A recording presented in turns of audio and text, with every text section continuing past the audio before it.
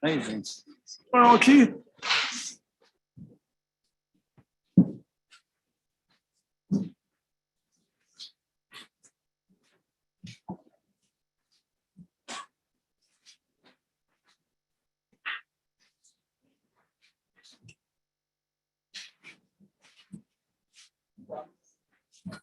All right, so boy, I've missed doing that. So just for the record, before we call the meeting to order, this is the first meeting we've had in these chambers since March the 10th of 2020. And for those of you, it's very nice, wonderful to be back in this historic and beautiful council chambers. By the way, that was 637 days ago. Wow. So it's been a while since we've had a meeting in these chambers. So, Madam Clerk, please call the meeting to order. Councilmember Shealy. Or call the roll. Councilmember Safran. Councilmember Mitchell. Yeah. Councilmember Brady. Councilmember Gregory. Councilmember Waring. Councilmember Seekings. Councilmember Shade. Councilmember Griffin. Councilmember Appel. Councilmember Jackson. Mayor Tecklenburg. Here. If you would like to join us, Councilmember Jackson will lead us in a prayer and a pledge of allegiance. Use your mic. Yes, let us pray. I'm reading from Jeremiah 33. Then the word of the Lord came to Jeremiah. Thus says the Lord who made the earth, the Lord who formed it to establish it. The Lord is his name. Call to me and I will answer you, and I will tell you great and mighty things which you do not know. Lord God, it is so true that we do not know so many of the things that are ahead of us. I pray that we will learn from those that are behind us and around us, and especially from the people who rely on our leadership and our decision-making for this long-standing city that has relied on you. Help us to be in that humbled position and never forget that you are mighty and we are not. In your name we pray. Amen. Amen. To the flag of the United States of America and to the republic for which it stands, one nation under God, indivisible, with liberty and justice for all. All right, thank you very much. First up, we have a few presentations we'd like to make this evening. And before I present the 2022 Robert Ballard Award, I'd like to just take a moment and remind everybody that last year we rededicated this neighborhood leadership and volunteer award in honor and in memory of a truly remarkable neighborhood and civic leader, and that was Robert Ballard. And he passed away in 2018. Sally Ballard is here tonight, Robert's wife. Sally, would you please stand and be recognized? And with that, come on up, Sally, and members of the Neighborhood Commission who are in attendance this evening. They get together specifically every year to ponder who to give this honor to. The success of our city is largely due to the contributions of citizen volunteers who put so much time and energy into our community. We just couldn't do it without these wonderful volunteers. And as I said, each year, these neighborhood commissioners have this hard job of coming up with a pool of nominees and the best honoree for this civic participation each year. So tonight, I'm very proud to announce that the recipient, it's the 2021 Robert Ballard Award, is LaTanya Gamble of the East Side neighborhood. LaTanya.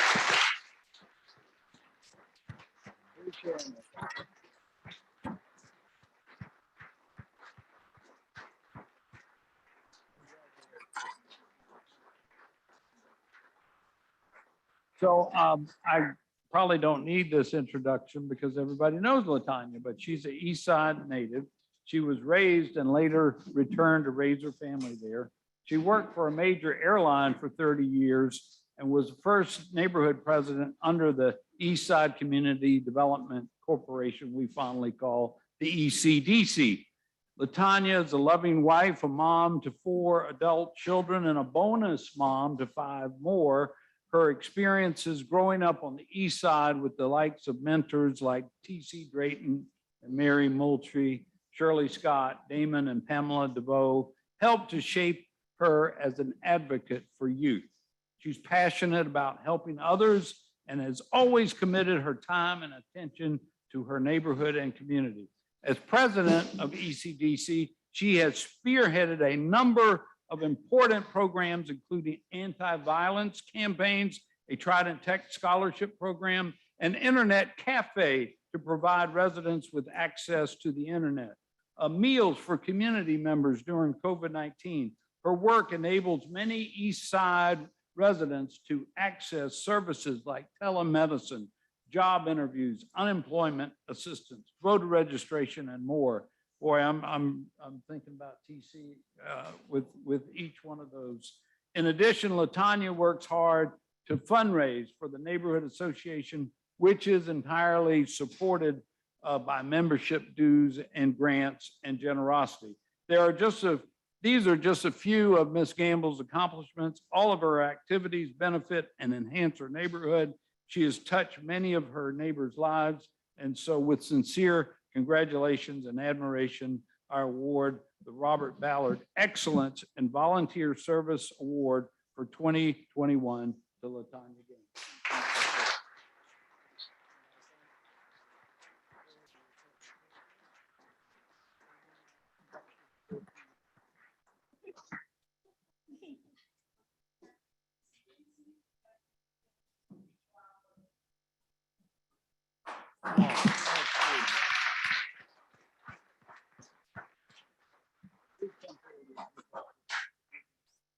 Well, thank you, everybody. I also want to thank my neighborhood association and Miss Alexis Wright Singleton, who I could not have done any of this. Sheila Fields, just really my community. There's no I in team. I cannot do any of these things without my community. And I thank you, my community, for thinking of me. Thank you.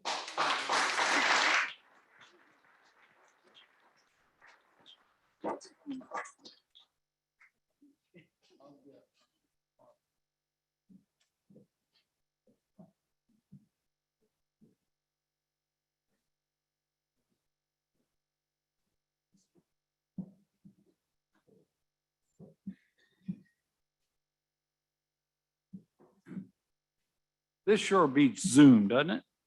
Yeah. So next, we have the family here tonight of a wonderful citizen who we recently lost, an incredible woman, Sarah Mae Greene. Would Sarah's family please come up and join me at the podium if you're here, or representatives thereof.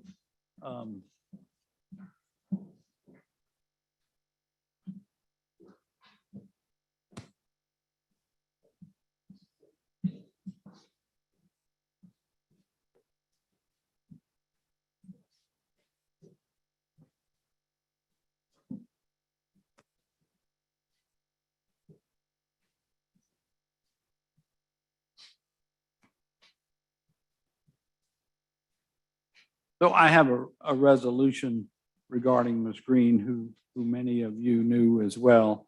She was an incredible woman. And well, let me proceed. Whereas the city of Charleston wishes to recognize one of its most dedicated citizens, Sarah Mae Greene, And whereas Sarah was born January 5th, 1942 in Panopolis to the late Willis and Maggie Greene, who was one of 4 children. She attended school in Charleston County and graduated from Burke High School in 1961. She joined church at an early age and was a member of Pisgah Baptist Church in Charleston and active in the Ashley Baptist Association and various ministries in her church. She was a civil rights activist alongside the Reverend Fred Dawson. She was a president emeritus of the Gadsden Greene Association and a commissioner on the board of the Charleston Housing Authority. She served on the Resident Advisory Board, Housing Authority Community Center Aid, and Housing Authority Neighborhood Service Commission. Sarah was an advocate for children and seniors in her community, striving to address challenges of public housing and care for the homeless. Sarah was a recipient of multiple awards throughout her lifetime, including the Martin Luther King Jr. Portrait Award, which recognizes people for their community service. Sarah leaves behind 2 daughters, Vonda Chaplin, her husband Lennon, and Darla Godfrey, her husband John, grandchildren, great-grandchildren, and many more cherished friends and loved ones. And Sarah earned the respect, admiration, and high regard of all with whom she came into contact, including yours truly. And the Charleston community has sustained a great loss in her death. Now, therefore, be it resolved that I, John J. Tecklenburg, Mayor of the City of Charleston, on behalf of our citizens and our City Council, extend to you, her family, this expression of regret, but we know, we are sure that you are consoled by the memories of her fine life. She was really a remarkable woman. Everybody I know that ever knew Sarah Greene loved her. And I would, yes, and I'd be happy if one of the family members would like to make any remarks and receive this resolution, proclamation. Thank you for having us here. Yes, ma'am. My mom gave tirelessly her years of service, never was on a payroll with any organization, but I remember waking up when I was a child and having 10 kids in my living room watching cartoons on Saturday. That's where it started from. She had a heart for service. She did it to the end. Excuse me, when she got a little sicker, I was like, Mommy, you need to get off some of these boards. She was not hearing it. She did not do it, but she wanted to work until the end, and she did work to the end in her community with her family. But we appreciate this opportunity and thank you. Oh, absolutely. Thank you.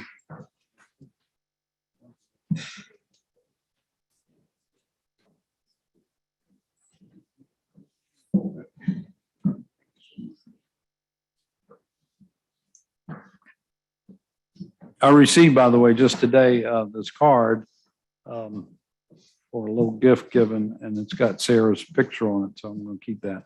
All right.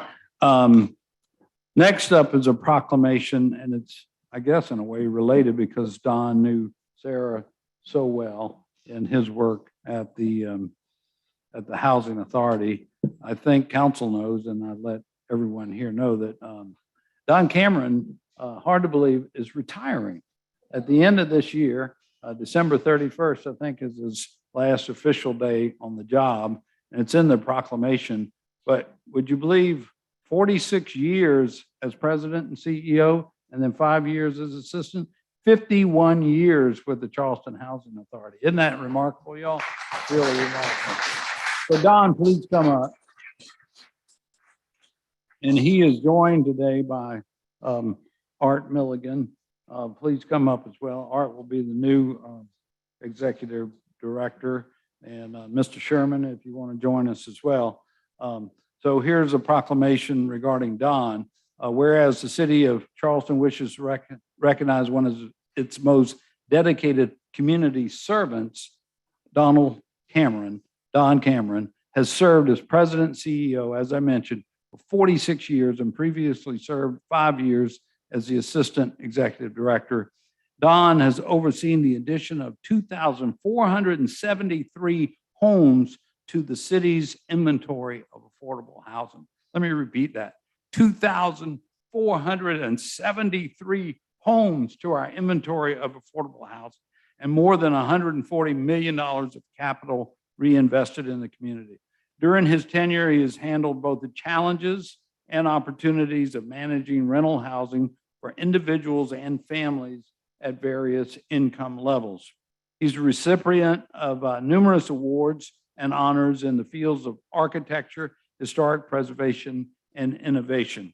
Additionally, Don was inducted into the first class of NAHRO, I believe that's a housing association, fellows for lifetime achievement in 2008, honored by Charleston Hebrew Benevolent Society in 2011, presented with a leadership award by the U.S. Greene Building Council in 2011, recognized by the Moja Arts Festival for enhancing quality of life. The list goes on. Don Cameron has served in numerous leadership roles in the housing industry and has professional credentials that include past president of South Carolina Directors Association, past president of Carolina's Council of Housing and Redevelopment Officials, past president of Southeastern Regional Council, senior vice president of National Housing and Redevelopment Officials. And whereas Don Cameron resides in Mount Pleasant with his wife, Faye, together they have 5 children and 11 grandchildren, whereas the city of Charleston would like to thank Don for his years of exemplary service to the community and wish him all the best in his well-earned retirement. And I want to just add that I had the pleasure of getting to know Don personally back in the 90s when we both served on the board of Crisis Ministries. And Don, he's a professional. He has all these accomplishments, but he's really done it with a heart, with compassion for those he was serving and for this community. And for that, Don, we thank you the most. So therefore, I, John J. Tecklenburg, Mayor of the City of Charleston, today is Don Cameron Day in the City of Charleston.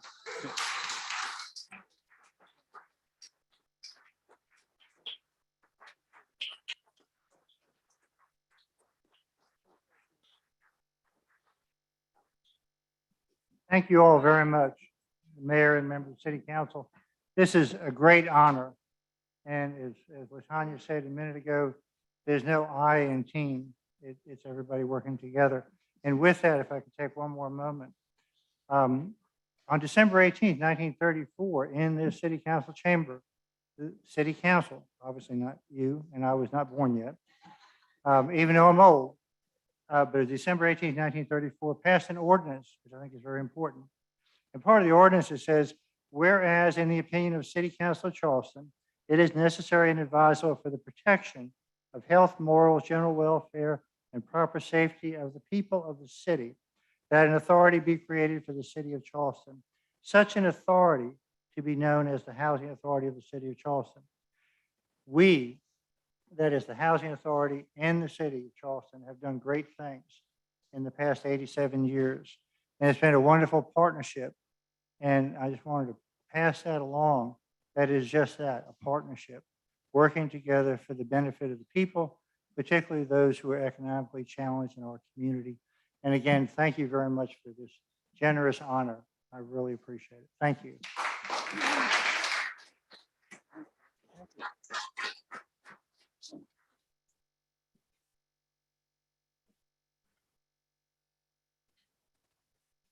Okay, will do. So, Pete, I'm sorry I didn't call your first name. So Pete Sherman is a director of development for the Housing Authority, and Art Milligan will be the new executive director. So you heard that number a minute ago, right? 2,473. Let's see how long it will take you guys to do the next 2,473 of new housing units in the City of Charleston. We're going to do that, right? We're going to keep growing it. Thank you. All right. So I did fail to mention when we started the meeting that if the unusual circumstance, we would need to vacate the building. We got these 2 exit doors here and then one from the room over to my right. But don't use the elevator if that happens. unless you need special assistance, and see one of these officers. And we'll all go down the 2 stairs and then out the front stairs from the first floor. So that's just let everybody know how to get out of the building, just in case we need to. All right, so next up is our public hearings. We normally have our planning department announce those. I don't see Mr. Morgan, so our director, Robert Summerfield, is going to take that. And the first item up is our business improvement district. We're very excited about, but we'll let Robert tee it up, and then we'll welcome public comments afterwards. Thank you, Mr. Mayor, Mayor, members of council. So really quickly, I'm going to go through just a brief presentation about what the King Street bid is. And then I know we have members of the community that have signed up to speak. So very quickly, the King Street bid, this is magic, maybe? Okay, so this is not a new concept for the city and for King Street. In fact, this question has been raised since at least 1977, when it appeared in the 1977 revitalization plan for downtown. It was reiterated again in 1999 with the adoption of the downtown plan, further reiterated in 2011 and upheld again in 2016 with the adoption of the Century 5 plan and its update. More recently, though, this concept of a bid or a business improvement district for King Street really synergized during the ULI, which is the Urban Land Institute technical advisory panel report that they worked on in the spring of this year. And then finally, just recently, the comprehensive plan for the city of Charleston City Plan, also espouses this idea of looking into and progressing a business improvement district for King Street. So what did we hear during that technical advisory panel that kind of leads us to what is on the agenda in the improvement plan and for this proposed district and the services that it would provide? So during that panel, we heard a lot of conversation around what can we do to make King Street safer? What can we do to make it cleaner? Obviously, the city provides quite a bit of service in that area, but we know that given the amount of traffic and the amount of people that are in that area, there is more work to do there. What can be done to improve communication? This communication isn't just the city communicating, although some of that is in there, but it really is how to communicate the message of the street, the businesses, to locals, to the region, and to the larger environment. How do businesses communicate amongst themselves and come together as a group? Additionally, wayfinding, it was one of the things that we heard a lot about is what can we do to improve wayfinding? There's a lot of great wayfinding related to how to find parking, but beyond that, other services, other amenities that are within the district and adjacent to the district, not so much. So another thing to take a look at, vacancies. As you can imagine, in March 2021, there were some vacancies on King Street. That was one of the topics that we heard about. Now, wonderfully, those vacancy numbers have dropped. We've seen quite a bit of improvement in those vacancy rates. Our folks in neighborhoods and business services have done some great reporting on that. But vacancies, how can vacancies be managed as a district, not necessarily just addressing issues that any individual property may have? That vacancy also helps contribute to that vibrancy. Again, what can we do to create additional vibrancy, additional energy in the district? And then finally, what can we do, or where is that champion, that voice, and more importantly, that inclusivity? So, we have government, we have the stakeholders, we have the representative for the area. In fact, actually, this King Street has 3 representatives on this council that touch it in different parts. But what about the folks who work on the street, live on the street, and own those properties on the street? How can they collectively come together and have a voice in how the street is managed and how that goes forward? So with that, the concept of the bid began to take more shape, but it really took shape when the community came together and created the Charleston Downtown Alliance. And so with that, I'm going to ask Mr. Doug Warner to come and just talk a little bit about the alliance, what its purpose is, and then what has it been doing leading up to this public hearing today in preparation for bringing the bid forward to council. Thank you, Robert, Mayor, council members. I promise we're not going to have an auction tonight. So, right. But as Robert said, I think the business community, the owners and residents feel strongly about King Street, as we all do. It's kind of a bellwether for the rest of our community. When things are good on King Street, our community is in good health and things are good. And so out of the last year and a half with COVID, with the riots that we had on King Street, it was kind of an urgency to come together. And working with city staff, we established the Charleston Downtown Alliance, made up of property owners on King Street almost a year ago today. And over the last 6 months, especially the last 3, in constant communication with the city, we set out to put leather on the street and meet with and talk to property owners and business owners on the street. At your last Finance Committee meeting in North Charleston, we were hovering at 50%, 51% verbal approvals of the concept of a bid. And today we're over 55% with about 61% of verbal. So we continue to go out and talk to property owners and business owners. Those numbers I just shared, 55 and 61%, are actually property owners. Since that last meeting, we've talked to at least, or actually have signed statements of support from 40 business operators on the street. So we're, after the meeting last month, when you said, yes, we'll go further, we took that time to go out and start talking to the business operators, to overwhelming support in favor of creating this business improvement district so that we can work hand in hand with the city, help the city provide those basic core services, safety, cleanliness, et cetera.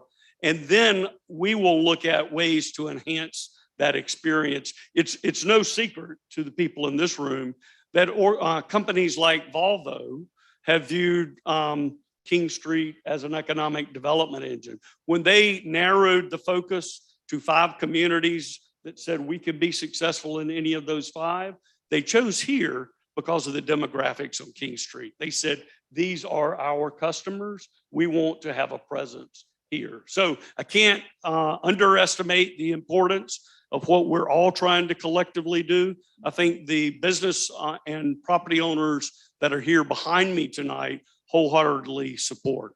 I can also tell you, we've had 2 verbal, they're not interested, and everyone else we've talked to has been. So thank you. Thank you, sir. Thank you. So that's the Downtown Alliance. They are our nonprofit partner in this work on the bid. Again, this is not the city initiating this. This is the business community, the property owners on King Street coming to us saying, hey, you all have this in your toolbox. We would like to use this because we think there's more that can be done, and we understand that the city's coffers can't cover all of that. So with that, what is the King Street Business Improvement District? Y'all will recognize this slide. It's very similar to the one that I showed you for the Johns Island Mid. That's because the statute that we're deriving this bid concept comes from the Municipal Improvement District statute under South Carolina law. So it's very similar language from the Enabling Act. And so what does it mean though for us? So what it means is it's services that are additive to what the city already does. Like Doug just mentioned, these are not duplicative services. These are enhancements to existing services, and they may be new services that the city doesn't currently provide, but could if we had, the revenues to be able to do that. It is important that the services that would be provided would be things that we as government are otherwise enabled to enact. So we can't do things, or the bid can't do things that we, the city, couldn't otherwise do. It's important to note that existing owner-occupied residential units and zero tax assessment properties or parcels, such as houses of worship, government buildings, universities, things like that, will not be assessed anything, because if you have a zero assessment, this calculation that's in the next paragraph obviously will create a zero number. So all other parcels that are within the district, and the district is essentially properties that have frontage on King Street between Line Street and Broad Street, they would be billed no more than 0.0113 cents per dollar of assessed value, not market value, but assessed value. And the period for this is only a 10-year period. If it's successful, like the Columbia model has been very successful, we hope to be back in 10 years to bring this forward for consideration to re-up it. But it will require us to go through the entire process all over again. I do want to be clear, because this has been a question mark. I think all of you got an email about this question. So I do want to be clear. As the concept is currently included, this does include any air rights parcels. So think condos, things that have been mapped out, creating some air rights above ground parcels that have King Street frontage. So if the parent parcel, the ground parcel, touches King Street, then all the children, everything above it are within the district. And so one easy example, just to understand this, because it's not as simple as the $480 fee that we said for the Johns Island Mid, is that if the Charleston County Tax Assessor's Office has indicated that a parcel's assessed value, and I just threw ABC King Street, is $1,000, and again, this is just for simple math, because that's about as far as I can do, the property would be billed $11.30 for the bid each year. So if that assessed value stays at that $1,000, and you all know how real estate goes, things go up and down. But say, for instance, for the next decade, it stays $1,000 of assessed value. So over the course of the 10 years that this bid would be in place, this property owner would be billed a total of $113 towards the services that the bid would be providing. Just for an example's sake. All right, so once again, just a reminder of the properties that are within the district as proposed. Because of the long nature of this, I had to break it up into two maps, but again, it's all the way from Line to Broad Street. Coincidentally, it's almost as many parcels as the Johns Island Mid at 545 here. Significantly less acreage is involved, as you might imagine. Only 75, just under 75 and a half acres of land are proposed for the district. So the improvement plan. So the improvement plan calls for about $1 million+ of service delivery per year, again, for a 10-year period. It's important to note that that is not all intended to come from the assessment dollars. So the assessment's about 60% of the proposed budget for the services. That remaining 40% or so is proposed to come from other revenues. So that would include requests to the county from economic development dollars, requests to the city for specific programming dollars, and then other sources that the CDA, which is the Charleston Downtown Alliance, may go after, such as revenue from leasing out, space during an event, fundraising, things like that. So that $1 million per year or so for the services that are proposed under the budget plan, not all of that is anticipated to come from the assessment. Also, to be clear, there's no bonds associated with this work. So if in a year, if revenues are down for the bid, the services that will be able to be delivered would be down because there's no bonding capacity proposed for this bid. It's basically eat what you hunt. Whatever revenue they have, that's what they would have to spend on the services and programs that they would provide. Important to note, some of the services and programs, not quite yet. Oop, too far. Would be some enhanced street cleaning. Once again, our public service team,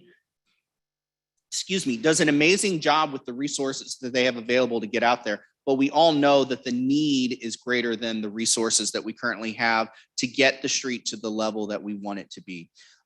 Street beautification would be a part of this. There's been some pilot programs. If those efforts are to continue, the bid would be one way to continue those. One of the unique things that you see in bids across the country is an ambassador program. Sometimes it's thought of as in a security capacity. It really is boots on the ground, people that are there to provide directions that can help an individual experiencing homelessness with understanding where there are resources for them, If there's a maintenance issue, being able to, know where and who to call to submit that work order right then and there, instead of having to wait for an inspection period to come around. So those are really good programs. They exist in almost all municipal bids that you do see around the country. Very useful. Additionally, they're looking at some funding to do some street and holiday programming. Then there'd be some advocacy and marketing, again, thinking about that vacancy conversation. And then some of the budget that they have set aside would be for the actual management of the bid, because it will require some staffing to coordinate and do all this. And again, that would be the CDA's responsibility. That is not the city's responsibility under this proposal. And then finally, so the next steps. So this is the public hearing as prescribed by statute for the proposed municipal improvement district. Later in the month and in January, we'll have the actual ordinance to create this district with the expectation that once the district is approved, assuming again that it is approved, we will be spending the first quarter of next year working on these other things that again the statute requires. The distribution of the assessment. So every property owner that's in the district will get a notice, one, confirming for them that they are in the district, and then telling them what we believe their assessment would be. Publication of the notice that the district has been approved, hearing of objections that will allow anyone, once they've gotten their notice, to come to the council and say, I'm appealing or I object to this assessment, and they'll need to point out what the flaw or the deficiency was there.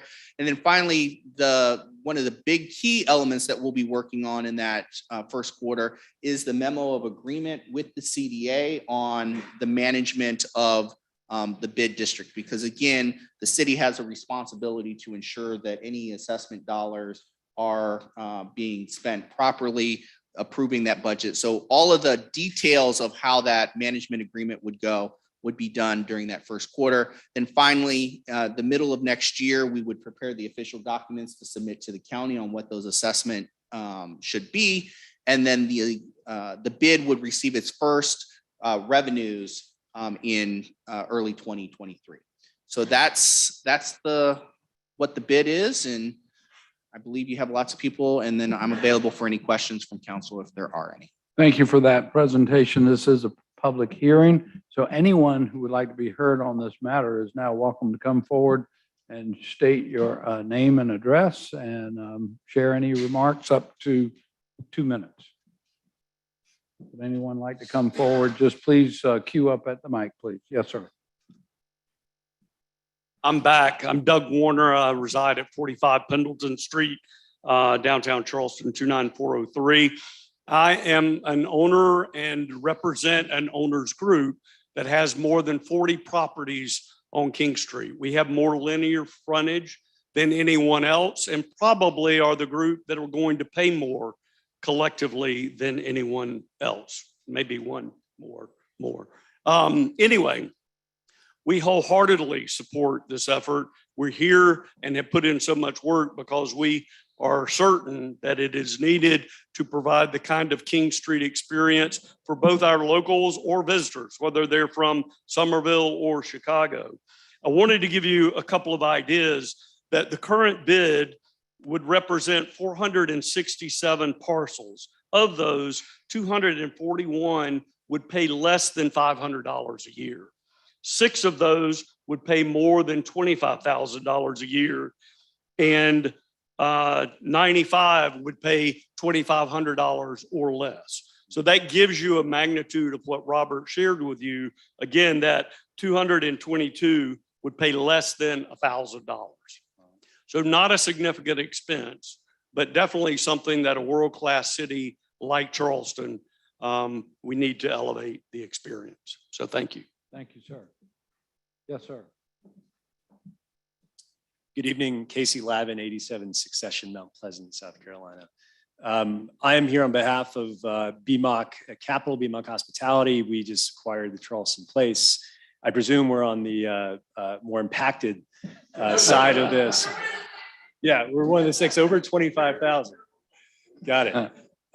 But look, we the hotel was purchased as a long-term family investment, an investment back into the community that aims to provide jobs, that aims to provide resurrection where it's needed on King Street, Meeting Street, Market Street, in areas that we can impact. And we could not be more proud to support this. I think it's well timed. We do have a significant reinvestment and renovation over the next many years that aims to just bring that area of King Street up further. And so from our behalf, we couldn't be more proud to endorse a unified voice of property owners, business owners coming together in a way that enhances the experience and allows this world-class city to be recognized as it should. Thank you. Thank you, sir. Appreciate it. Yes, sir.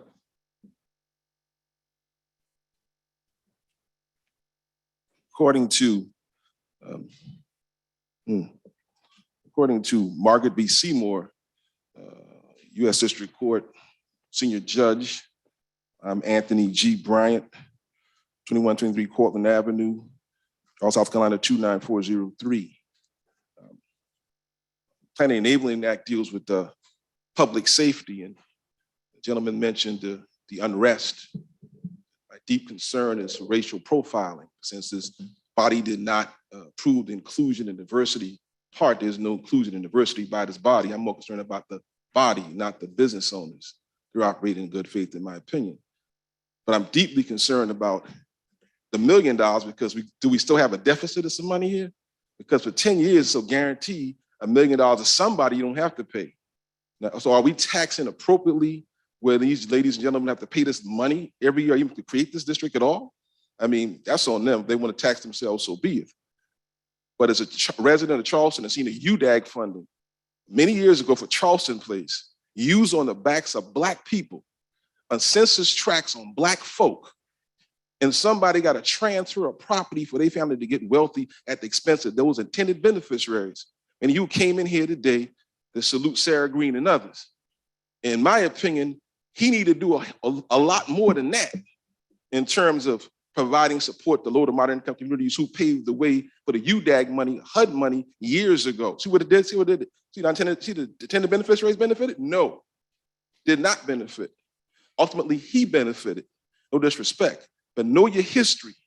We don't want our kids being racially profiled downtown with this money. Because if somebody spends the money, they can tell the police chief, we don't want these Black folk downtown no more. So do everything you can to keep them from the city of Charleston so we can make us some money. Thank you, sir. Would anyone else like to be heard? Yes, sir. Hello, my name is Roy Neal. I own El Jefe, a small taco place on 468 King Street. I'm here to support this bid district. I'm just a taco place owner, just a restaurant owner. So I don't own the building. But the things that have happened in the last 6 months to our business, to all the businesses on King Street, to the support that the council and mayor have provided to our business owners down there has been unbelievable. We see this project that we're a part of as additional support and another tool, as Robert mentioned, in your weapons to make things better for King Street. So we're out there to say that we're going to pay whatever fees we need to pay to help this. We're going to support this in every way. But we think it's a really good thing for the business owners, the livability, the viability of King Street, which makes everything better. Thank you. Thank you, sir. Good evening, Mr. Mayor, members of council. My name is Brian Turner. I'm here on behalf of the Preservation Society of Charleston. And we are a proud business owner and property owner on King Street at 147 King, and proud to be among the diverse set of stakeholders here tonight supporting this initiative. We urge your support to increase the funding for improvements and beautification to our built heritage on King Street. This commercial stretch is one of the most significant, if not, it's one of the most significant commercial retail districts in the country with over 180 contributing historic buildings. The city's success is tied to King Street's success, which is now at a crossroads. COVID has provided a moment of reflection.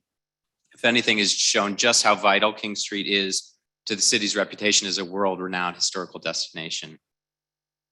To this end, we appreciate that the bid will empower the CDA to work with stakeholders to define a shared vision for King Street and work in collaboration with the community. Funding for this focused and dedicated management will be critical for assuring sustainable tourism and livability in the city's central business district. And last, I just want to acknowledge twice a year, the Preservation Society puts out our preservation progress. Hot off the press is this issue, which is focused entirely on King Street, and talk about these points I just mentioned. I hope you'll all have the chance to look through it. And what we really try to express here is that how King Street is more than just a collection of individual buildings. It's really a cultural landscape. And we like to profile the stories of the business owners and entrepreneurs who successfully established businesses on King Street and created it as a really dynamic part of our community. So we urge you all to support this initiative. Thank you. Thank you, sir. Yes, ma'am. Hey, everybody, I'm Helen Hill. And I can't stand here without looking at all of you and just saying thank you. The story that's told in our community is not a story that's told in the rest of the country right now in terms of the success of our recovery. And it's because we had your support. You all know that King Street is not only the jewel of our community, but it is the jewel of the state of South Carolina. For 35 years, I've seen every economic development prospect for our state of South Carolina be a part of that King Street experience. That is what makes our community special. And thank you for y'all's support in moving this forward, because clean, safe, and beautiful is what we're all about. Thank you. Yes, ma'am. My name is Rhett Alton. I live at 12 Colonial Street. I'm here with my sister, Mariana Hay, and we are owners of 308 King Street. We are owners and operators of Krogan's Jewel Box. King Street is at a tipping point.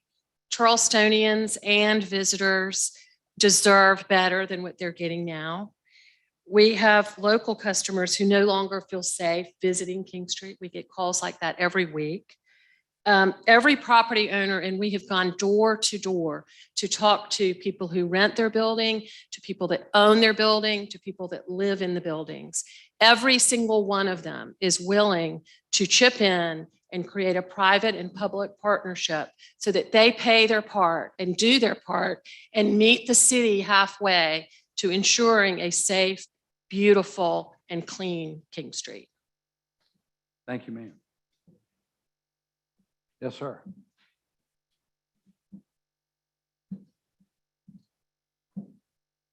Good evening, Mr. Mayor and Council.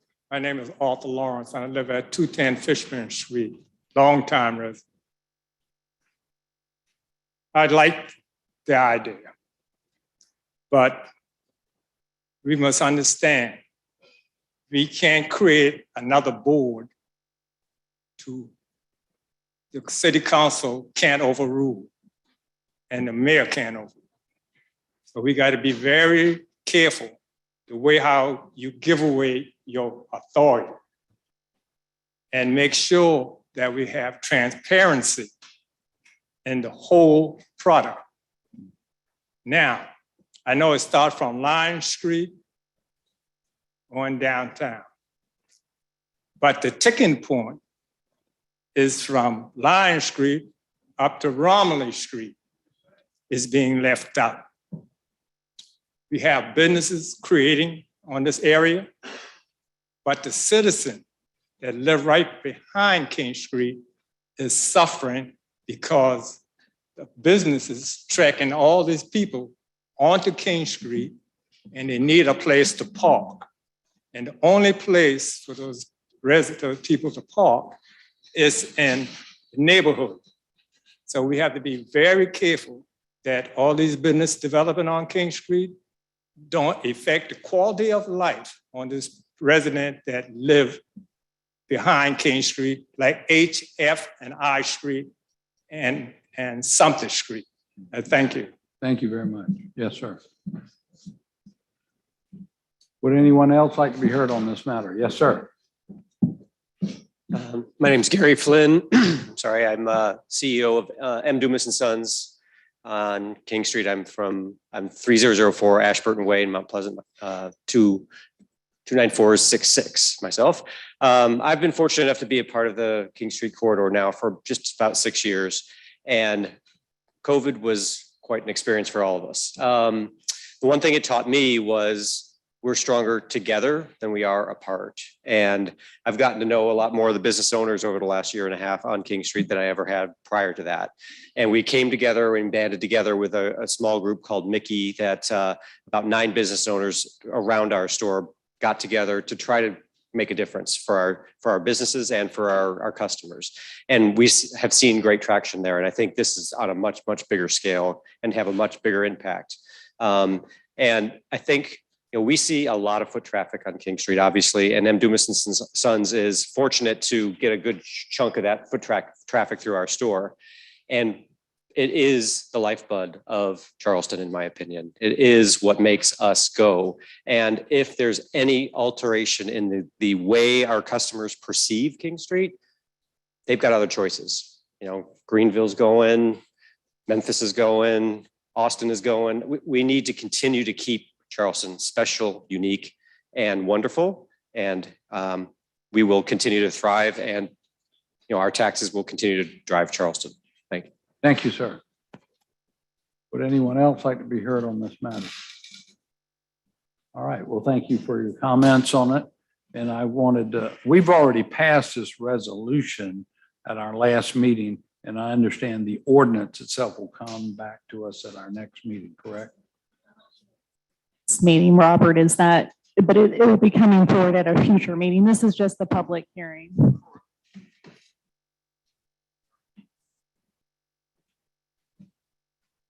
Yes, sir. Yes, ma'am. So this is the public hearing on the concept as authorized by the resolution. The ordinance will be back on, ideally on the 21st. We're still tweaking a couple of things, but it will be back in the next meeting after that. Absolutely. If for some reason we don't meet the 21st. We should meet. We should. There's no action to be taken by council. If anybody would like to make a comment, though, of course, it'd be fine, or have any questions. Mayor, we did receive one comment for the public hearing online. One person said to express their thanks to council members Shade and Jackson, and also city council, for working to ensure that primary residents' real properties taxed at the 4% rate within the King Street bid were not assessed as part of the improvement district.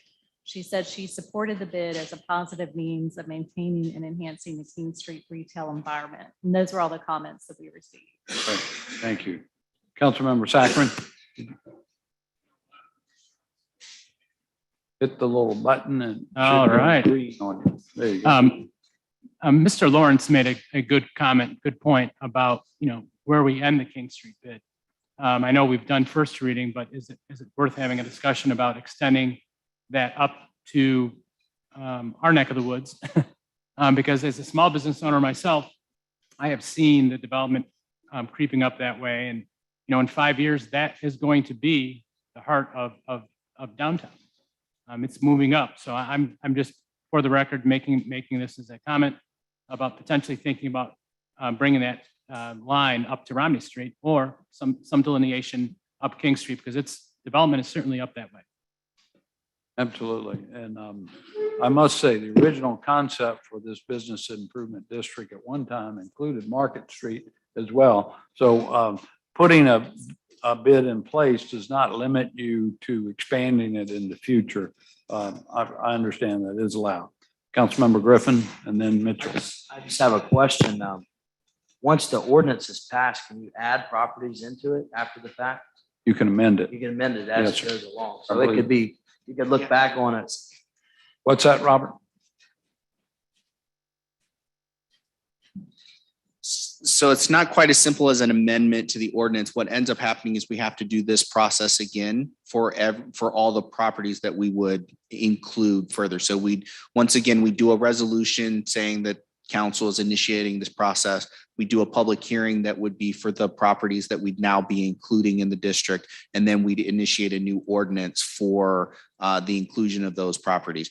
They can be a part of the King Street bid, or they could be King Street bid 2. Like there are options when we would do that. Okay, so for example, to Councilmember Saccharin's point, for future businesses that may not even be in play today, it wouldn't make a lot of sense to add that property in now. I mean, that would be something that maybe we could look at down the road if this potential bid works.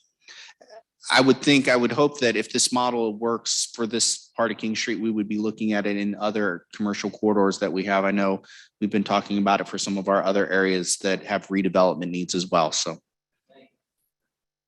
Councilmember Mitchell.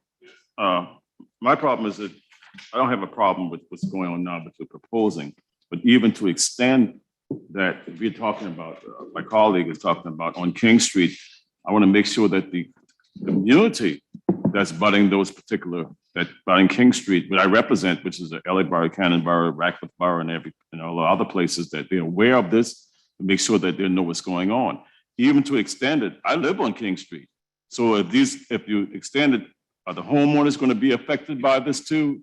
Just the businesses, because we have businesses coming, if they extend it down to Hughes Street or to Romney Street, so like Mr. Lawrence says, you got HF and I Street, which we have a lot of businesses that's growing there now on King Street, which stands there. So if they even extend that, I just want to be with the effect that's going to be in not pushing people out of the community, out of the city itself. So we have to be very careful about doing that. And that's one thing I'm concerned about very carefully, is the way King Street is. From the King Street I knew about it coming up, it's gone now, but you know, we have to still be very careful that we still, when we talk about diversity and making sure the community stays that way, that we are all in this together, just to make sure that we don't overrun and, you know, kind of push people out that they can't even be able to afford to stay nowhere around in the city of Charleston, which is coming to that point that I see. So I'm very concerned about that. So I'm looking at it very carefully in that standpoint. Thank you. Thank you. Just to address one point though, and Councilmember Mitchell, you make a good example, because if you were in the district living on King Street, but you're a 4% homeowner, you would not be included. You would not be included with the extra assessment. It would not apply to homeowner properties. Isn't that correct? Yeah. Right. So I just want to make sure that even the budding community to King Street, that the residents will be, you know, aware of it. We having problems now with people parking in the community and having this, and all that's is the area that I represent, like LA Borough, Cannon Borough. We're talking about Phillip Street, making sure that the neighborhood president there is aware of this going on, so they'll know what's happening. Even going over to Mizzique boroughs, you know, in this particular area, that they'll know what's happening with this. This is a plan that's coming forth, so they'll be aware of this, even coming down King Street if it's extended. Yes, sir. Appreciate that. Councilmember Seekings. I thought you had your hand But up. I'll go. Mayor, at the beginning of this meeting, you told us how many days it had been since we met in this chambers. How many was that? 600 and some number. All right, 637. So it is those same 637 days that King Street has endured, probably in its existence, the toughest time it's ever seen, right? It's a verity that as goes King Street, so goes Charleston in terms of our economy. And the buzzwords we heard tonight was a clean, safe, beautiful King Street is a place that is a place of economic development. That is also true. And for those who have sort of undertaken during the toughest times that King Street has seen to get this initiative going, good for you. I think it's going to have some challenges, but my goodness, nothing compared to what's happened over the course of the last 600 days. And it's really amazing to me that as you walk up and down King Street today, what a rebound we have seen. I mean, you know, talk about leading the league in rebounds. It is the businesses in that corridor. Every business has been hit, but that corridor is crazy. And y'all, I don't know if you've seen it, but you know, we geofence King Street. And when we shut everything down on March 16th or March 17th of 2020, the traffic on King Street went from 20, 30, 40, 5,000 people a day to effectively zero. They have rebuilt from the ground up again. And the extent that you can go and convince property owners in the city of Charleston who've been here, some generationally, some recent investors, to tax themselves is really saying something.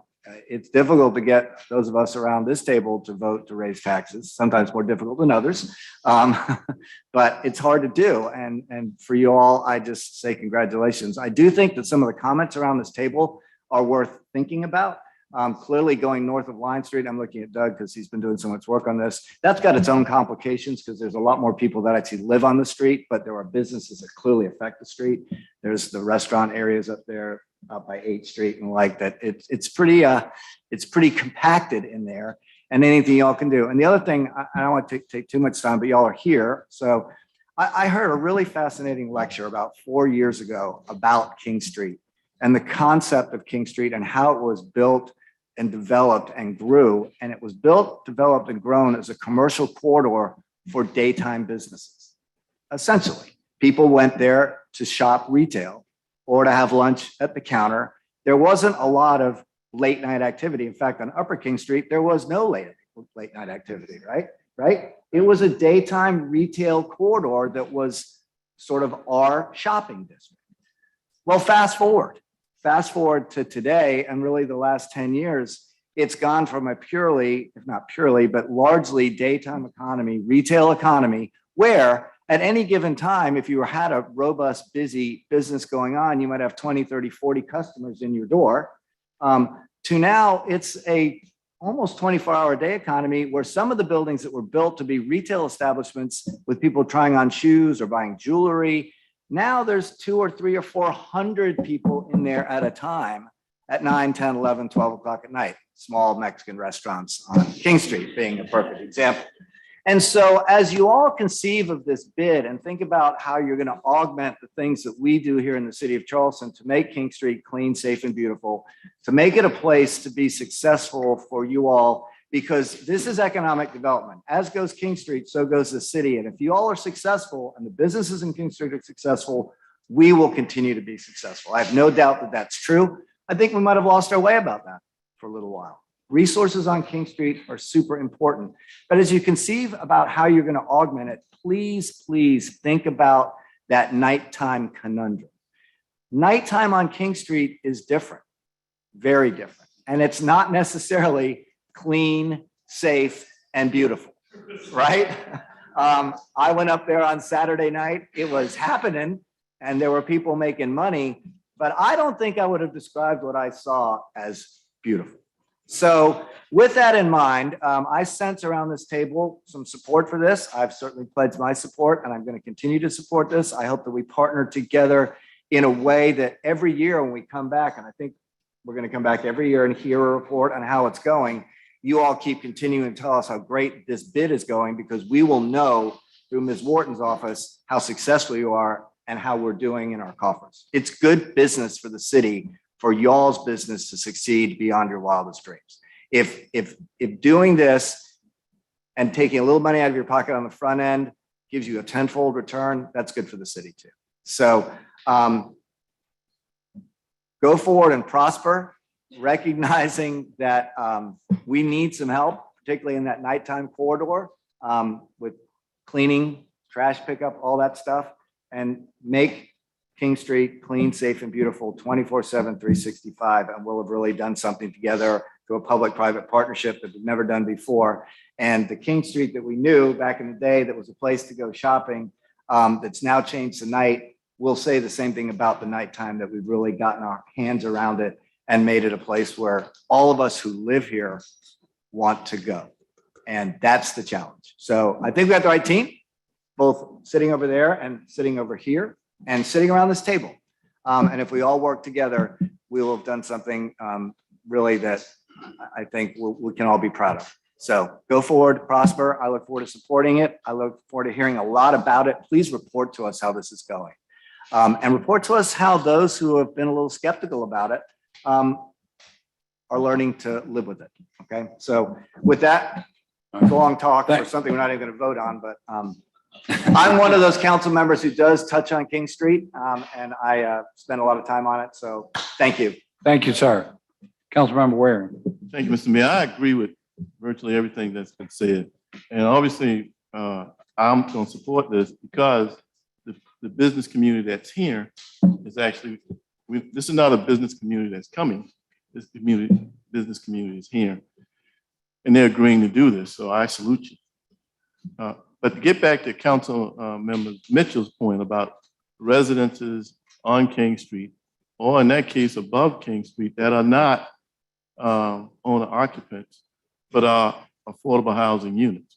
For example, if Rick Giroux owns a couple of apartments on King Street, he's going to be assessed at 6%.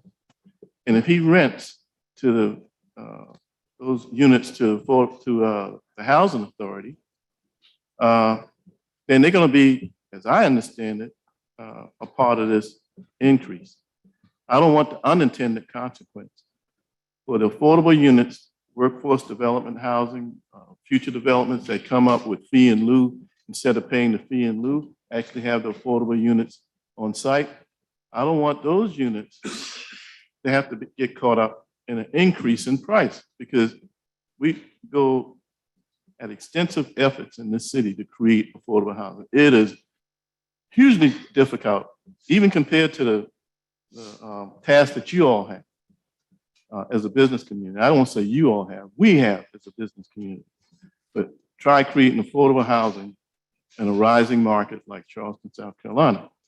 So because a property is assessed at 6%, if they can prove these units are being rented to the housing authority, and they're on the Section 8 program, or it's workforce development housing, all these units were created, the developer passed on the fee in lieu and said, we're going to have those affordable units on site, even though the downstairs space may be commercial space at market rate. We don't want to stop the momentum on creating those additional 2,400 and whatever units you said that Art has to do in the place of Don Cameron. So that's right. I think that may be an That's an unintended excellent consequence. point. That may be an unintended consequence. Let's Thank you. jointly ask our planning and legal department to consider that before the ordinance comes to. Well, us. one last point. Yes, sir. The parking piece, as this, and I think it will be successful, off-street parking in these neighborhoods, somehow we all need to collectively think of some sort of solution to help out with that.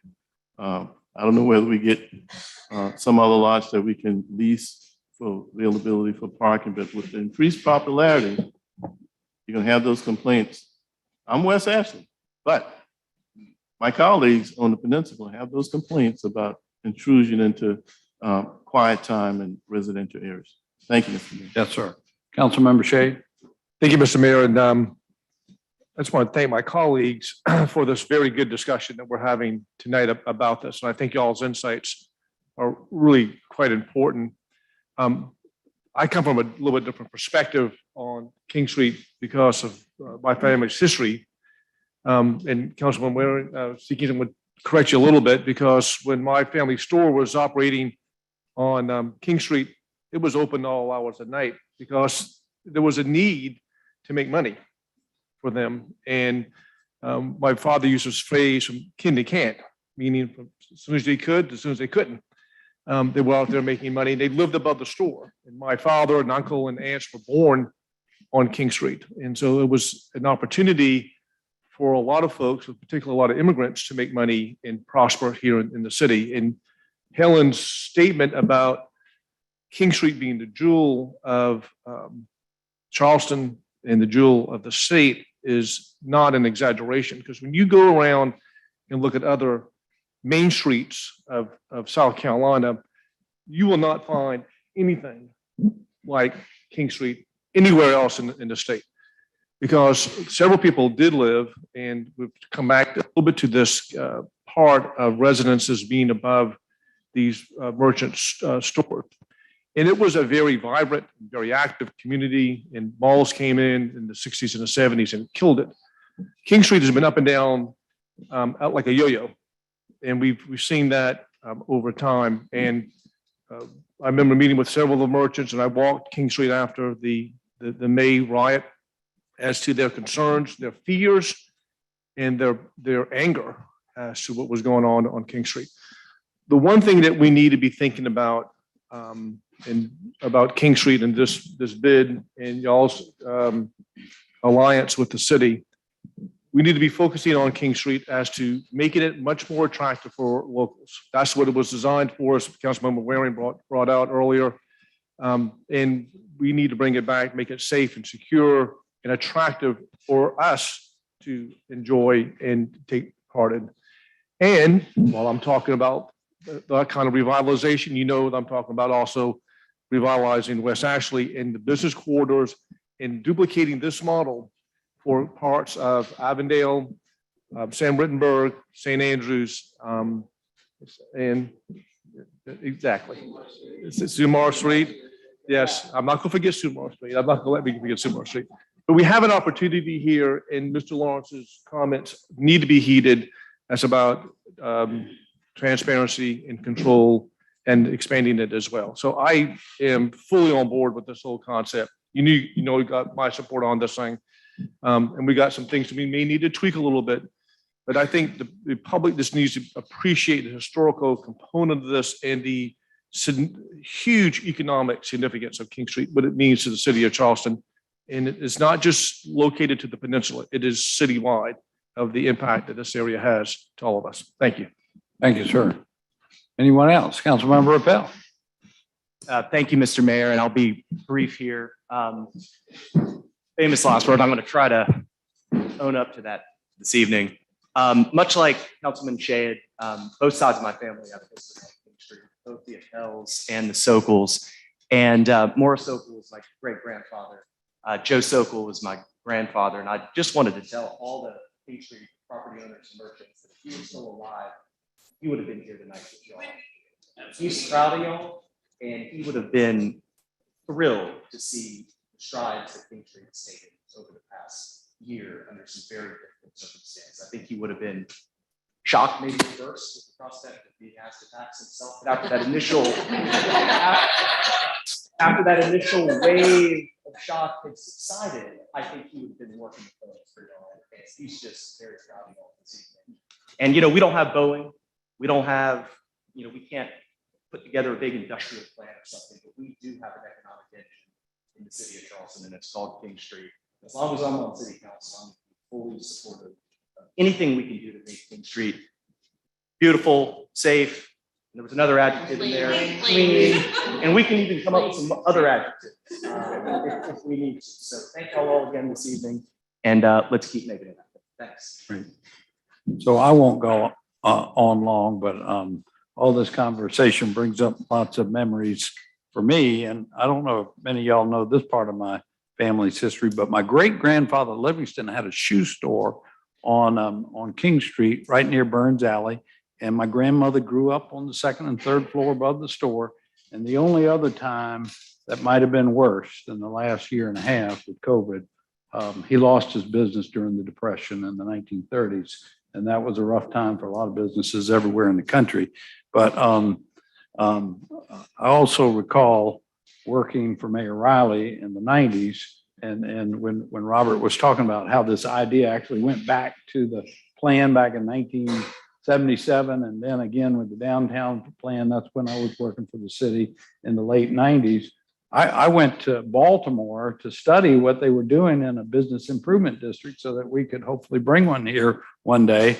And so I want to tip my hat and thank all of you members of the Downtown Alliance and the other property owners who have agreed to be a part of this to finally make this happen. But I got to mention one staff member who really deserves some credit, and you know who that is Meg Thompson over there.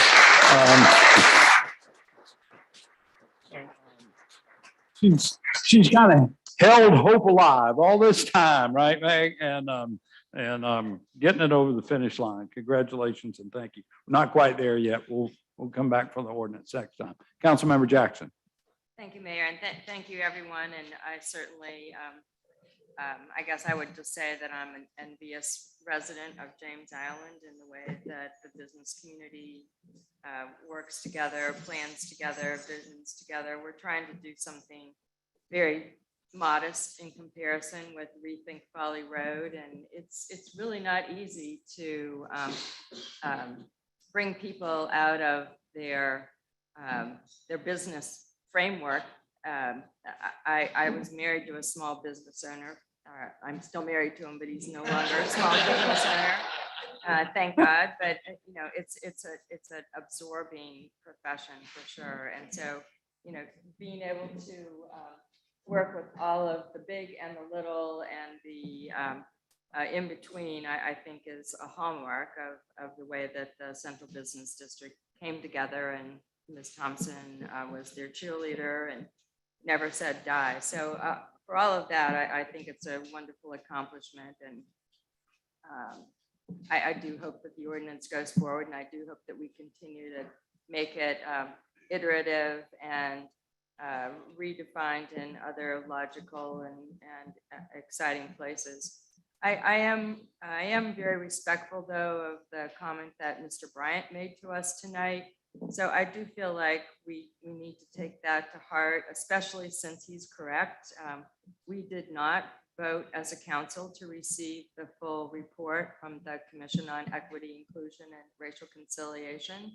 And I think that because we did not do that as a body, that's a vacuum that, you know, the proof is in the pudding, obviously. And so we have no intention, I've never even considered that anyone on the CDA or now the new groups that are going to be working on the improvements to keep the city, the King Street safe and beautiful and clean would even think about, you know, anything that Mr. Bryant has put in front of us. But I do think that it's a thoughtful consideration, and we need to be mindful that prosperity should not have a color attached to it, and we need to be creating opportunities. We're going to put money and resources into minority businesses and growing those sorts of training and education. I'm thrilled that we, you know, put our oar in the water with Low Country Local First as a resourcing organization that's already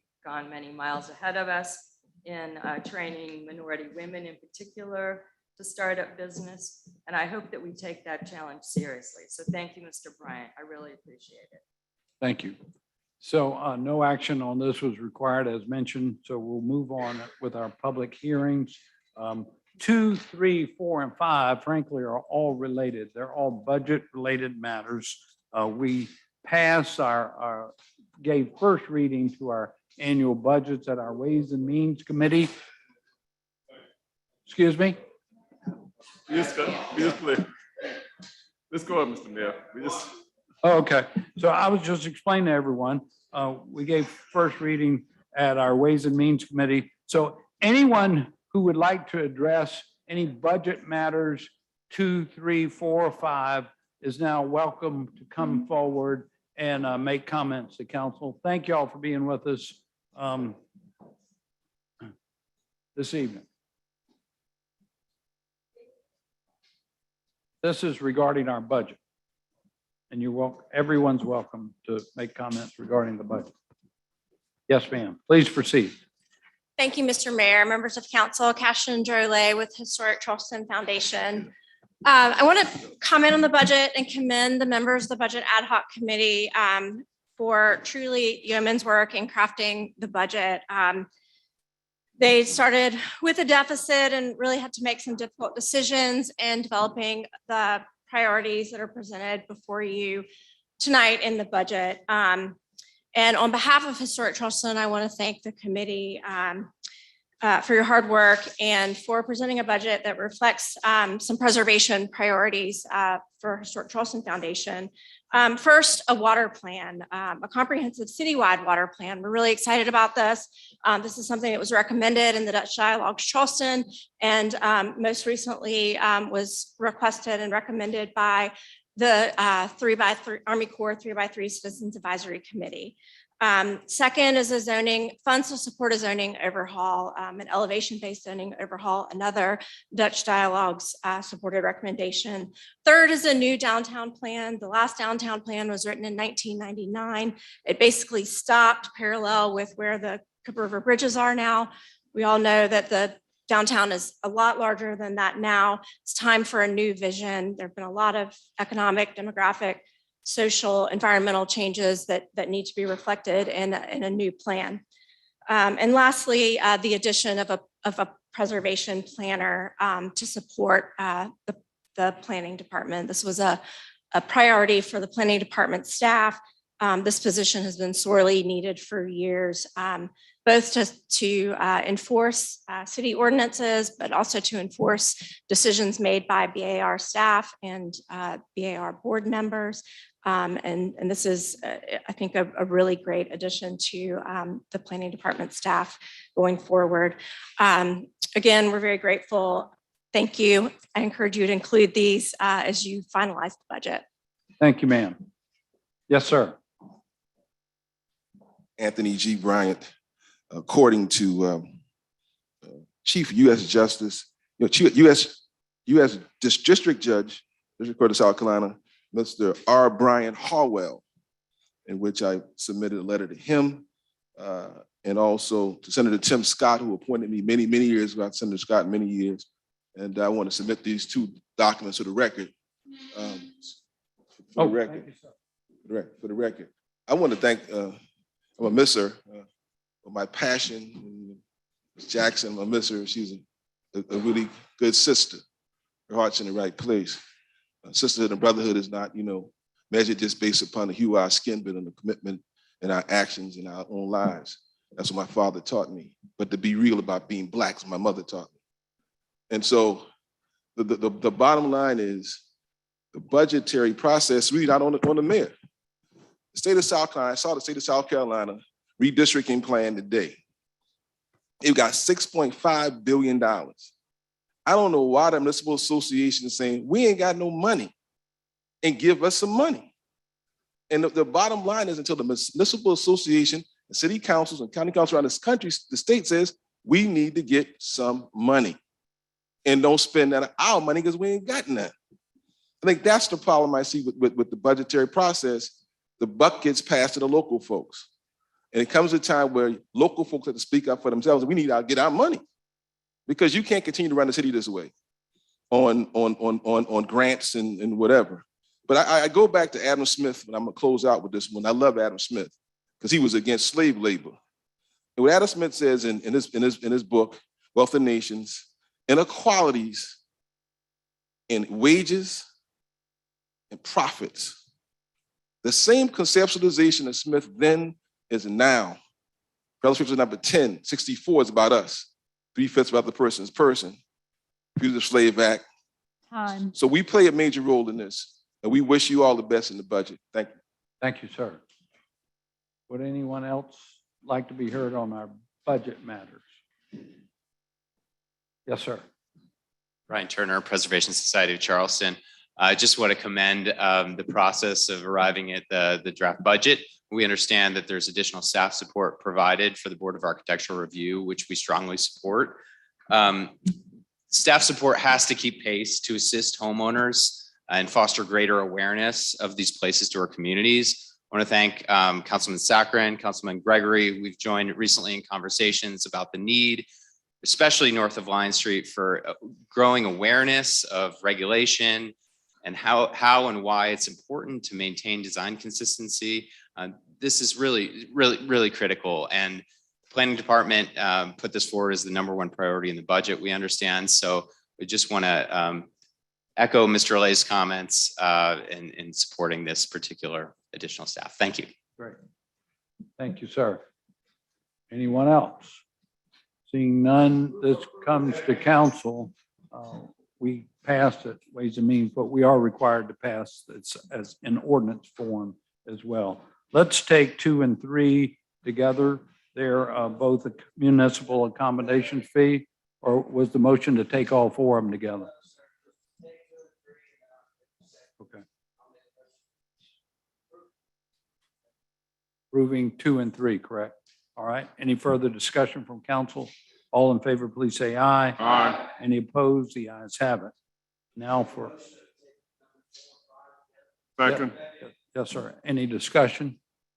Councilmember Jackson. Thank you, Mr. Mayor. I'm persuaded that paid family life leave is a dead horse, so I'm not going to flock it any longer, and I won't be here to be that voice. I do hope that in the future year, as Councilmember Shade suggested at our last meeting when we were first discussing the budget, hearing the ad hoc committee's recommendation or the mayor's recommendation to the council, that it's still a good idea. It's still a good idea. So I really want to put that out there. I think the Human Resources Committee responded to what the full council resolved 2 years ago, when obviously our finances were a whole lot more optimistic and less, there was less mystery about where our revenues are going to come from. But it's still a good idea. And the fact that we can't prove it to ourselves because we don't have any statistics is sort of like, nothing ventured, nothing gained. So I really do hope that a future council will take it seriously and institute a paid life family leave benefit for our city employees. But tonight I wanted to ask, I just happened to have a more casual conversation with our city clerk last week, and I found out that she needed to sacrifice a very small amount of money, but a very important function to the clerk's office in having to drop the agenda management software. I'm not sure if that's actually the title of it. And I didn't mean to interrupt, but I think they've actually found that in. We've worked that out, Councilmember Jackson. Great. I think we worked it out in the IT budget that they had a pretty significant amount for software upgrades for next year, and now they're going to include that That's great, software as because part I of think that that's already that budgeted item. clerk's office can't afford not to have. So thank you. I think it'd be most helpful. Great. Any other, Councilmember Ware? Yes, sir. I wanted to thank you. I want to thank Councilman Shaheen, all the colleagues on council, Ms. Wharton and her team, financial team, all the department heads. We all know the work that was done with this process with the Budget Ad Hoc Committee. We didn't have a Budget Ad Hoc Committee during the early days of Councilmember Seeking, Mitchell, and Gregory, nor myself. It's an arduous process, but for all who are paying attention, this budget is going through with laser precision. It is the hard work that was done outside this room a couple of months past leading up to this. So that process pays dividends at times like this. And those department heads squeezed down, provided the information so we can make the proper decision tonight. So I just want to thank everybody involved with that process. Thank you, sir. Appreciate that. Any other comments, questions? All in favor of 4 and 5 first reading, please say aye. Any opposed? Nay as to 5. 5. All right. The ayes have it.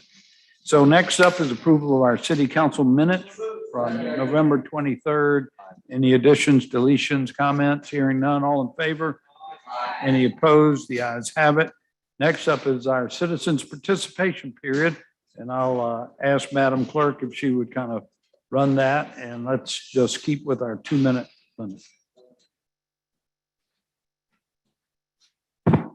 Our first speaker is Anthony Bryant.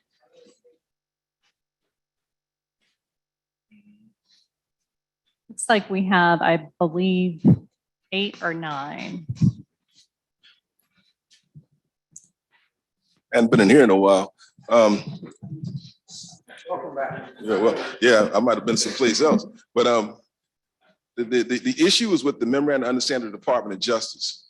The chairman of this body engaged with the housing authority or whatever with the component that has failed our community for 54 years. I won't name the component. Now, the abuse of the NADDIS system and IRF system is known. So the police chief of this city needs to re-engage the public with public hearings through the Housing and Community Development Committee and engaging with these low to moderate income census tracts. You had the public hearing in West Ashley. So no one could come to that public hearing to be heard, but the people be impacted by that zoning, because local zoning, local ordinances is zoning. And that's police power. That police power will be supported and fortified by the federal government with a very, very serious U.S. attorney that don't really like Black people. I went over there in the bond courts and hearings and heard a lot for the past year. The school to prison pipeline is real in South Carolina. It's nothing but African-American young people going in and out there like chattel slavery. And many are not educated at all by these school districts that have failed them. that have failed them and placed them in pens for many, many years. Now, this city council to go talk to the school district right now about the reading skill sets, math skill sets of Black children to be a priority right now, because they're going in prison with nothing. When they come out, they got nothing.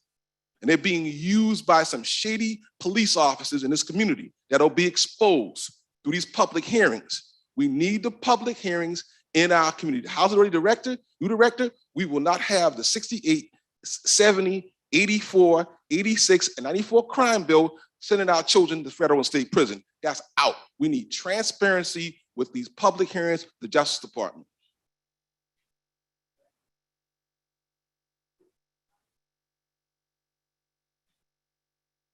Scott Mineta.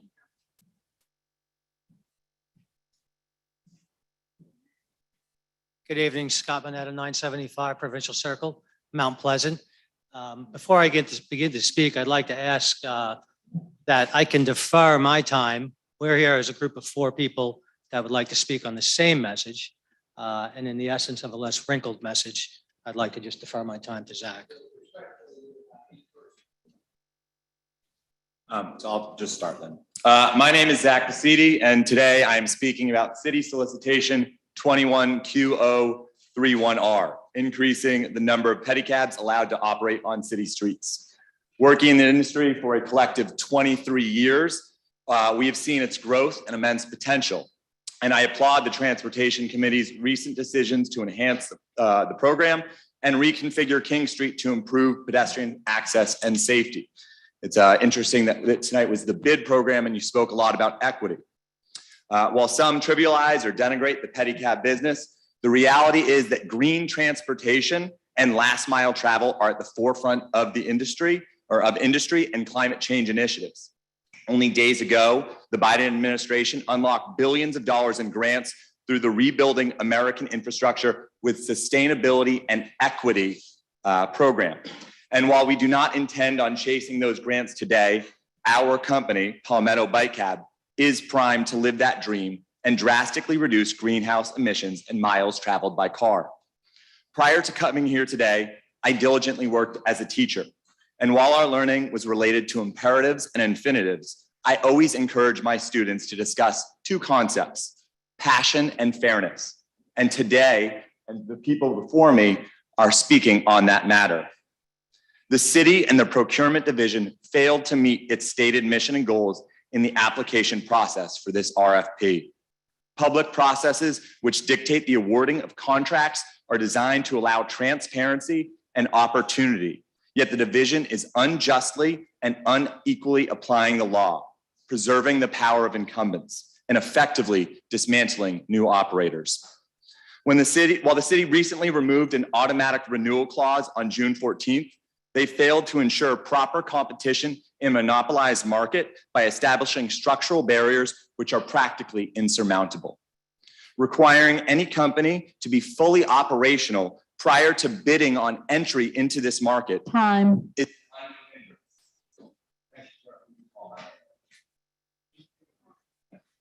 The next speaker is Jake Thomas.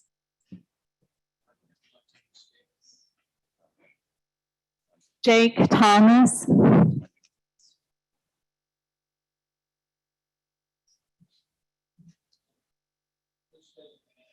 Jake Thomas, 1904 Dosher Avenue. Yes, sir.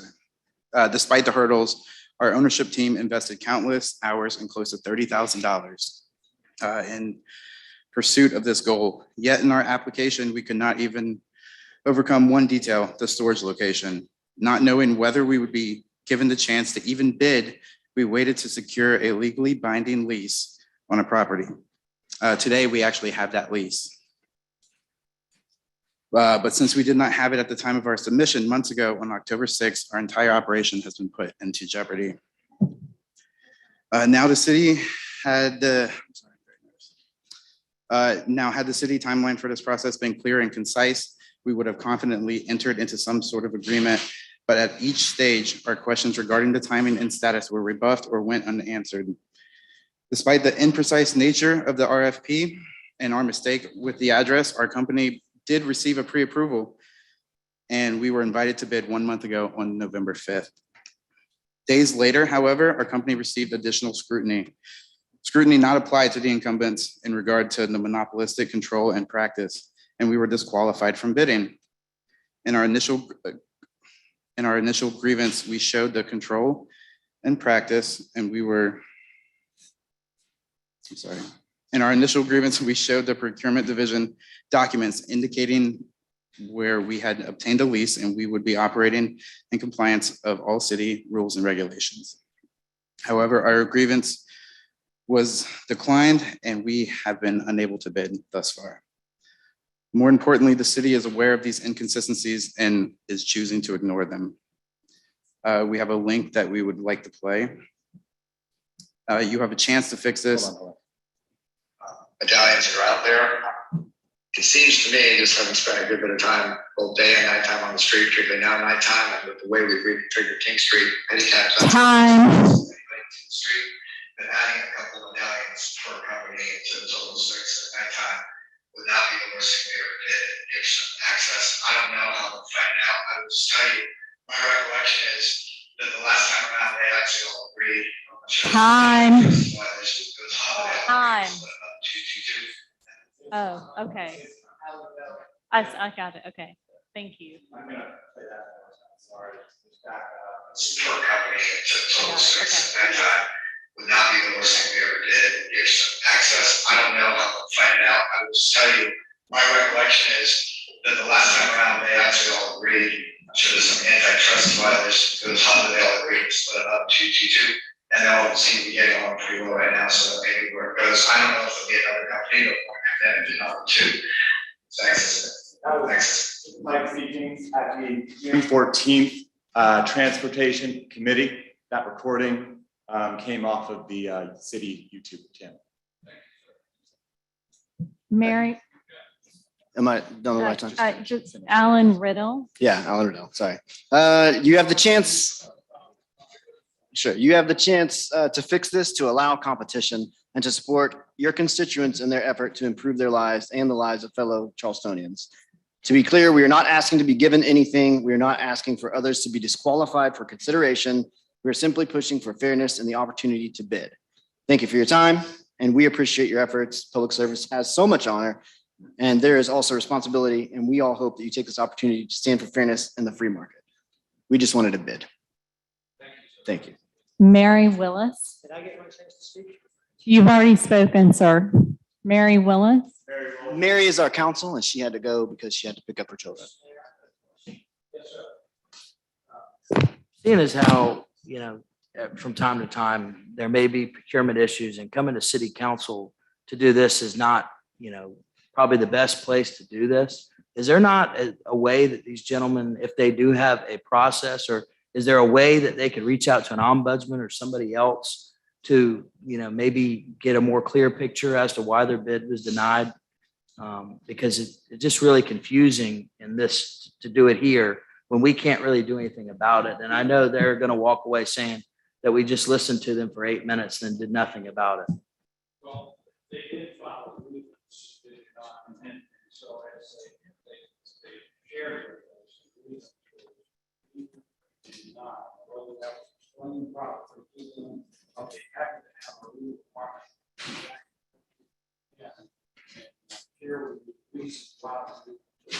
So we know why the grievance was denied. We are charging that there is structural barriers that are in effect keeping those incumbents in power. And it has been acknowledged by this council. And so we felt it was important to bring it up to this council. But point of order, Mr. Mayor. This is a public comment period, not a question and answer opportunity. And this is how this gets out of control when we allow this to happen. I would ask that we maintain that the 2-minute allowed to these speakers and we move on from that point.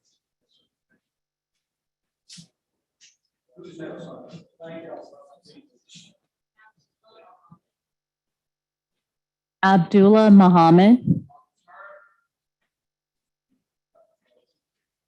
Nita. Good evening, Mayor, Council. I'm an employee for the city of Charleston. I work with the Environmental Service Department, making turns. I'm a garbage man. I'm honored to work for y'all. All of y'all in this room are my boss. During the pandemic, we had some issues. Many of us got sick. Some of y'all was able to work from home. We wasn't. We had to go out there and pick up that trash. Unfortunately, the ones that got sick didn't know they were sick, and we became a spreader. Everyone in the department, in my department, got sick because we was in trucks where 2 and 3 people had to ride together. I personally got sick real bad. I defecated on myself. I couldn't get out of bed. I went through a lot when I got sick. Well, I ended up trying to reach out to certain councilmen. I was able to get with Mitchell, Mr. Griffin. I tried to get in touch with Mr. Warren, but unfortunately I didn't. Finally got to speak to the mayor, and we sat down and we talked. And my frustration got the best of me. I didn't want to lose my job, but I wanted to be heard. He listened to me. Set up a meeting with Director O'Brien and my supervisor, my superintendent, I'm shaking a little bit, I got a bad leg, my superintendent, Matt Altopp. And we sat, and I could not believe how much y'all cared about what we was going through. No one never took a time out to call our department and say, fellas, we care about y'all. So I got to speak with them, and it turned out to be wonderful. And y'all gave away so many awards in here tonight. I wish I could give y'all one.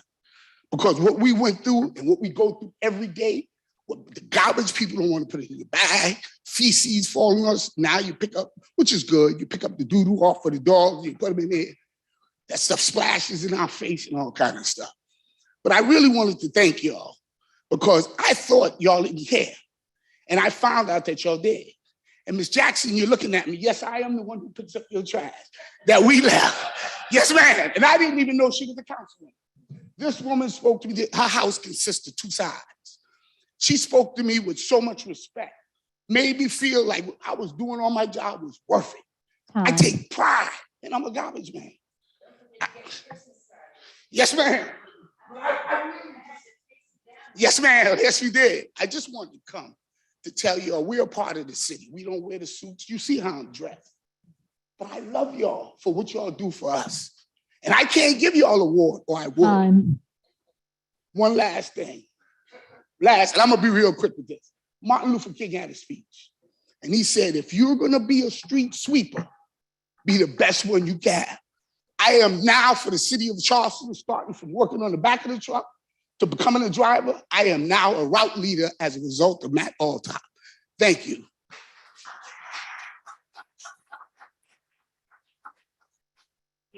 Nita Weiss.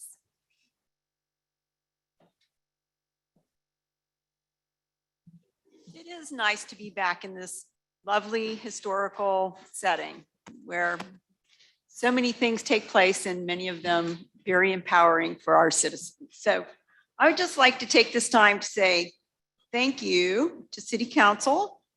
Gonna miss Carol, gonna miss Harry. Okay. Thank you, Mayor Tecklenburg. I want to thank Kaylin. I don't know if she's here tonight. I really want to thank Kevin Shealy. I have worn that man out this year with pulling him into all sorts of sister city initiatives, and he has been there always. Okay. Hats off to Kevin. So this poor man needs some help next year. Okay. So I do want to thank Peter and Ross and Mike and Harry for your current help with programs. And we have a lot on the books for next year. So I would like to reach out to y'all after the holidays and some of you before to see where your interests might lie in helping with our programming internationally for the coming year. Okay, we'd be honored and delighted and for y'all to represent us and pick programs that you think are appropriate. And I would like to close this out with one last remark in that this has been a wild and challenging and scary year at times, but there's been a lot of positives too. And I have to say that our sister city partnership with Doha, I was very proud of their efforts in the Afghanistan evacuation, how they stepped up their role in that as they continue to do what they're doing. They've been our friend, and in 2020, they gave us $100,000 in Corona relief supplies. 50 of it went to the city and 50,000 of it went to the county. And they continue to approach us with wonderful opportunities. They're hosting the FIFA soccer tournament this coming year. And they're offering all sorts of programming for our Time. school students here. So thank you very much. Have a wonderful holiday to all of you. See you next year. Chris McKinney. Thank you. Chris McKinney, offices 572 Savannah Highway. I'm here on behalf of Levi Grantham and Preston Holmes. Mr. Mayor, City Council, thank you for your time. We would like to bring a troubling topic to your attention with the city engineering and timely response for the local builders. And it's fitting that I'm here today after the recognition of Don Cameron and his accolades on the 2473 homes. He's done us quite an accomplishment that today the local builders really struggle to do in the city of Charleston. As a builder in Charleston, we are requesting that you, Mayor, and City Council give immediate attention to properly staff the engineering department so that the private builders that are local to Charleston can continue to provide affordable housing options. I have one small example. We submitted a project to the PRC committee per the dedication manual that you have, which is process driven, right? And we did that back in early August. And to this date, today, December 7th, we still have not received City of Charleston engineering comments. Right. So we have a tough time providing housing on time in the city. Thank you very much for your time. Tony Daniel. Mayor, for 14 months, I've appeared before this committee. I'm going to read a couple of good words. The remnants of Israel shall not do iniquity, nor speak lies. Neither shall a deceitful tongue be found in their mouth. Zechariah 3. Proverbs 6:16, a lying tongue is an abomination. When I first called Ross Appel, please don't raise your hand. When I first called Ross Appel and said, I need help, he said, as long as I'm your councilman, I'll help you. And then he said, my staff is looking at it. Well, what he was doing at that same time was writing to the neighbors, say, hey, this guy knows that the roads are illegal because I pointed out to him that the closures are illegal. And he got them to rally. Write letters to the mayor, send 50 letters. And you know what they called the roads in the letters? Closed. You can't close a road without a vote of city council. We don't have it. Then my neighbor said, Ross, why is it you're not following the law? Why is it you're dodging? Please stop. Why are you dodging the law? And you went like this to him, like that, like go away. That's on Zoom. And then you know what you said to him, ma'am? You said, sorry, bro. Now, is that okay with y'all? Are y'all all right? Of what they've done to my family. I never came home during the winter time to see the school traffic. I came home like every other son at Christmas, if I wasn't deployed, or during the summertime. And now that I moved in during the winter, oh man. And what has been done to help me? Nothing, zero, not one compromise, not, okay, we know it's illegal, so we're gonna fix it. That's the real answer. What we've had is, we're not gonna put the signs up because it's inconvenient. It doesn't follow the school plan. They haven't gotten with the school at all and said reroute the traffic. They've done absolutely nothing. Nobody's helped me. What is the problem? What have I done wrong to say that and justice for all, sworn to with your hand over your heart and justice for all, why am I not receiving it? It's not me, it's my father. And we received one comment online complaining that traffic was blocking a citizen's driveway. And those were all the comments that we received. All right. Well, thank you. That's the end of our public participation period. Thanks to everyone who shared your comments and thoughts with us tonight. So next up is our petitions and communications, first of which is an appointment. Second. All right. So could you repeat that for me? All of item 1, A and B, to the Housing Authority and Citizens Police Advisory Council. Councilmember Mitchell.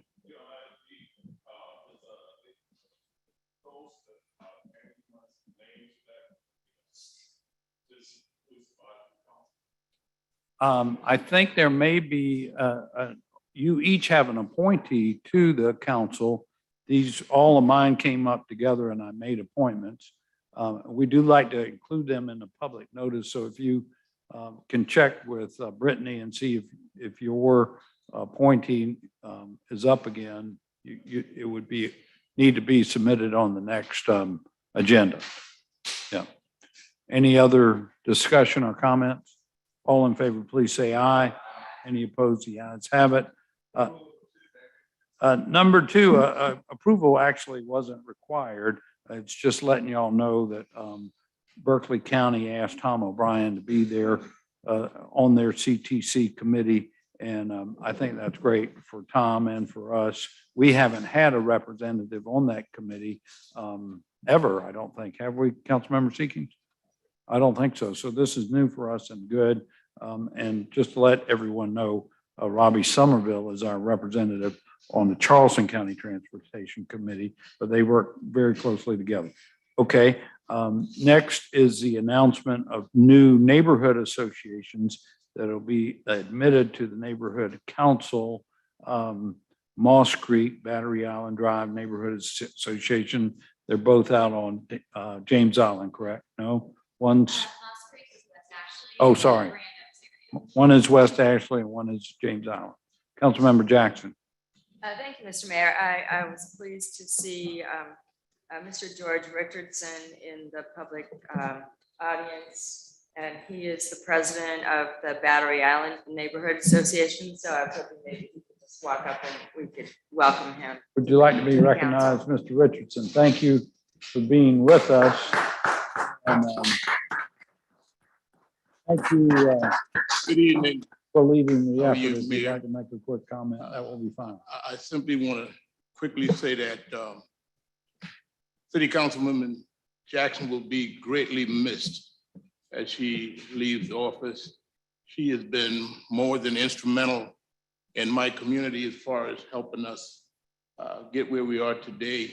We have covered a major milestone in my neighborhood. My neighborhood is divided up. I'm the president of a part of the county as well as the city.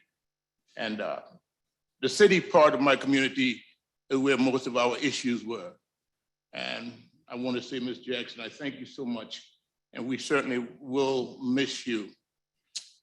My community, and I'm going to be quick, Battery Island Drive, probably if not the smallest community on James Island or possibly in Charleston.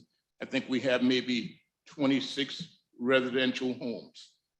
And 85% of those homes are elderly people. And I mean in their mid-80s. I even have a member in my community, 95 years old, that's still driving. And it's my honor to represent them. James Island is my home, born and raised, but I moved back here in September of 2019, and they quickly grabbed hold of me because I'm considered one of the younger one in the community. And I'm 64 years old. But I am honored and I'm very humble. And I'm looking forward to being a part of the council because for the first time, I believe my community is now going to step outside the box and be recognized and be heard because we have a lot to say. We have a lot of pride. We have a lot of history. We're battleground historical preservation. We're part of the Civil War was fought.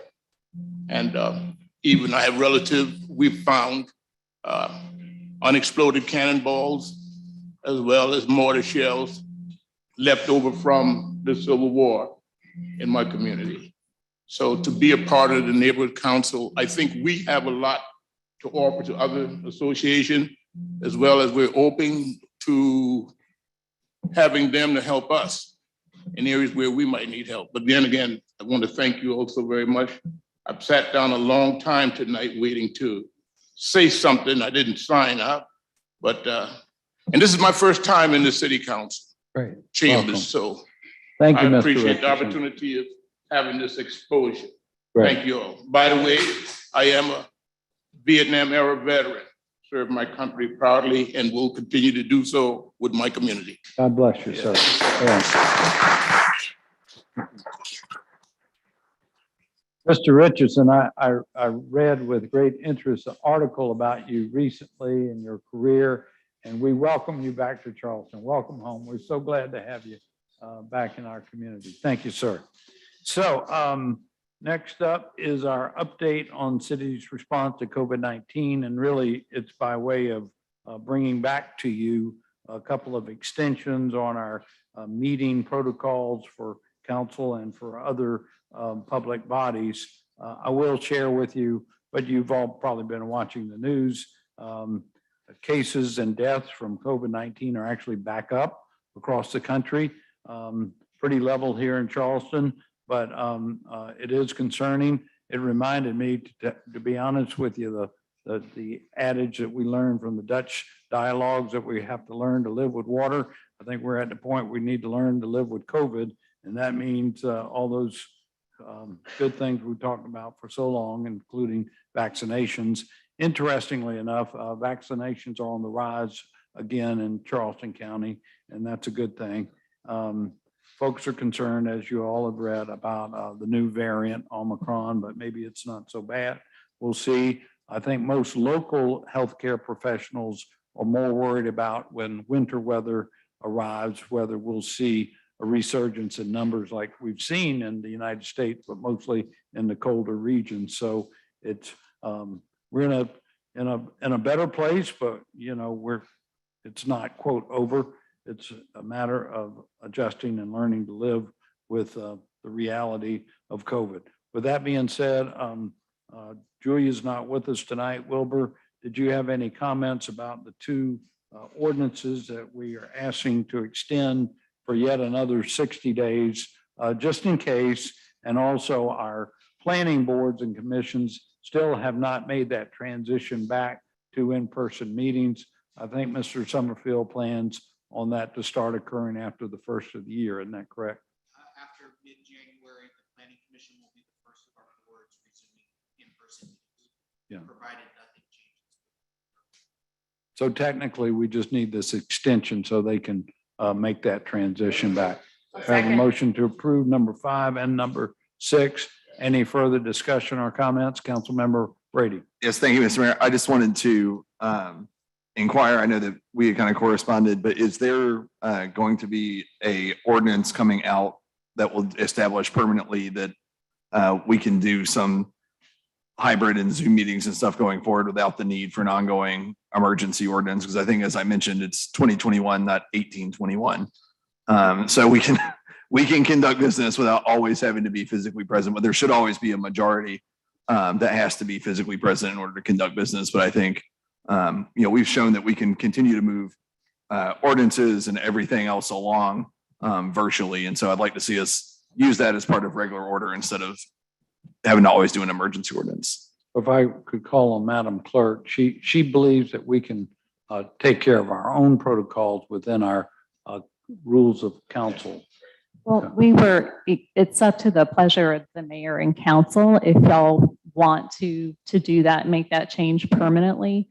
I know next year in January, we bring the rules of council forward to council to consider at the beginning of the year. And so if that's something you would like to do, then just let us know and we could put that on the agenda. But the emergency ordinances, I think they're extending this for 60 days, I believe.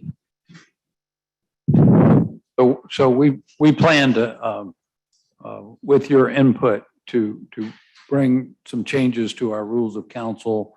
I think mostly concentrating on the ability of council to still have meetings virtually for committee meetings and other meetings.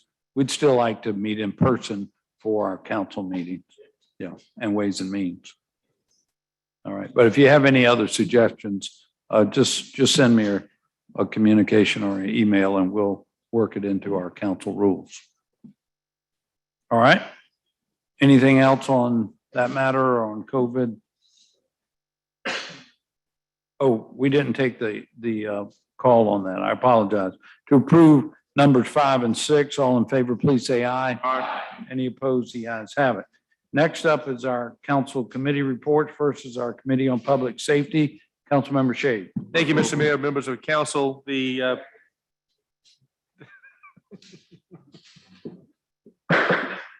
I move. I think that was a second on something. Councilmember Shade. I move for approval. The committee met yesterday afternoon and we received the recommended approval of the City of Charleston's Emergency Operations Plan. And I recommend that for our approval. Move on that, Mr. Mayor. All right. Any questions on the emergency operations plan? Second. All in favor, please say aye. Aye. Any opposed? The ayes have it. Update on racial bias audit. We went back and reviewed the purpose of the audit, the four bullet points on that. Of the 72 recommendations of the audit, 24 are in progress, 26 are in full compliance with the annual review, and another 21 are in full compliance, meaning those things have been checked off. We also had a review of the proposed dashboard that the city police department will implement and launch, how that dashboard works on the numbers, dealing with several different categories as to stops, arrest, search, following a stop, things of that nature. It's very detailed. We've got some kinks to work out with that, but they're in very good mode with that and making very good progress. We will have an update from the audit twice a year. We've asked them to do that towards the before the Public Safety Committee. We did receive some comments from some folks as to this, but overall, that was the essence of our report on the audit. I'm going through it very fast. Sir? Yes, sir.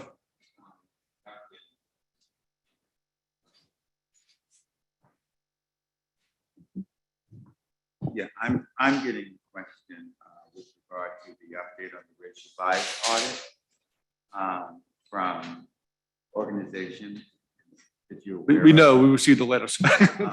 And I mean, in all seriousness, they clearly feel as though they're not being provided with information. I did read the letters in response to their inquiry, but it appears as though they're still not quite satisfied with the thoroughness of updating them with regard to achieving the various recommendations. And as you know, it was also a part of the commission's recommendations to meet with the Public Safety Committee, not just on the update of the audit, but some of the recommendations that are relevant to public safety. We've not had that meeting yet, and I'm looking forward to it. But in the interim, is there anything that we could do now to satisfy some of the outside organizations' questions with regard to the adequacy of our addressing the audit findings? And thank you for that question, Councilmember Gregory. And I have talked with the chief and I've talked with his leadership staff on those issues that have come up. I met with them and we went through this presentation and what they presented to us yesterday. They have been in contact with those folks that you are mentioning. They have been in communication with them. And part of what I think is going through with this audit is making sure that they are being meticulous in satisfying the recommendations of the audit. So it's not as if they are ignoring them or cutting them off or not listening to them. They've been in regular, I understand, in regular communication with one another. Now, is there more to be done? Certainly. One of the screens we were shown yesterday is an illustration, was a ladder. And the illustration was that there were certain rungs on the ladder that we need to accomplish and reach. In this audit, I think that certainly from my perspective, and I think from the members of the Charleston Police Department's perspective, is that this is going to be a work in progress. We're not going to just check off these 70-something recommendations and say we're done. I think if we do that, we're fooling ourselves, because things change rapidly in our community and things change rapidly in policing. And I think that the commitment I received from the chief and from his leadership team is that we're going to work on this, work on improvements.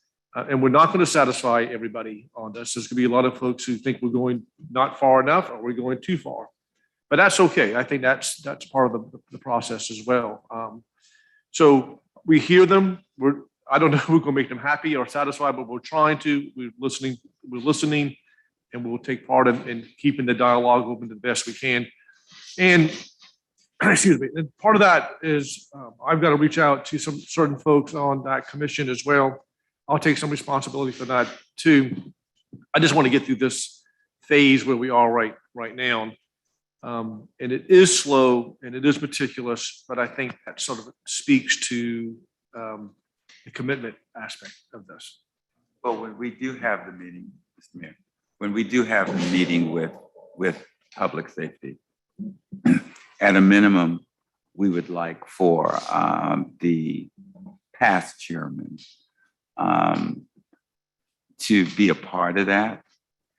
And the chairman I'm talking about is the Criminal Justice Subcommittee, to be a part of that and to give some type of overview, similar perhaps to what you guys got during that meeting, because I'm not on top of the audit findings myself, to be perfectly honest with you. So it'd be good at that meeting if you can sort of have our police department sort of give us an overview.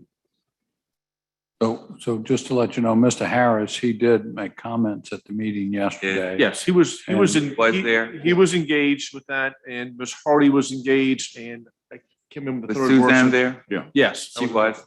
And so we discussed bringing forward some of the recommendations from both the Police Advisory Committee that he serves on and the commission recommendations to the committee and where appropriate to add those to the 72 recommendations from the racial bias audit.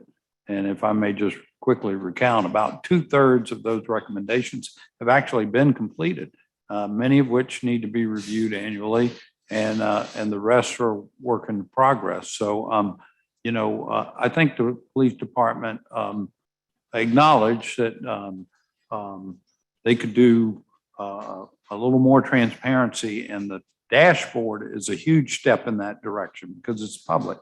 All the things that they're working on and have completed and still working on. So I think they're in a much better position going forward to have that communication, not just with that group, right, but with the general public. And I wasn't aware of that. So I appreciate, because as we continue to try to reimagine policing, as Chief Reynolds has said, I think it's going to be very, very important that we keep the public. Right.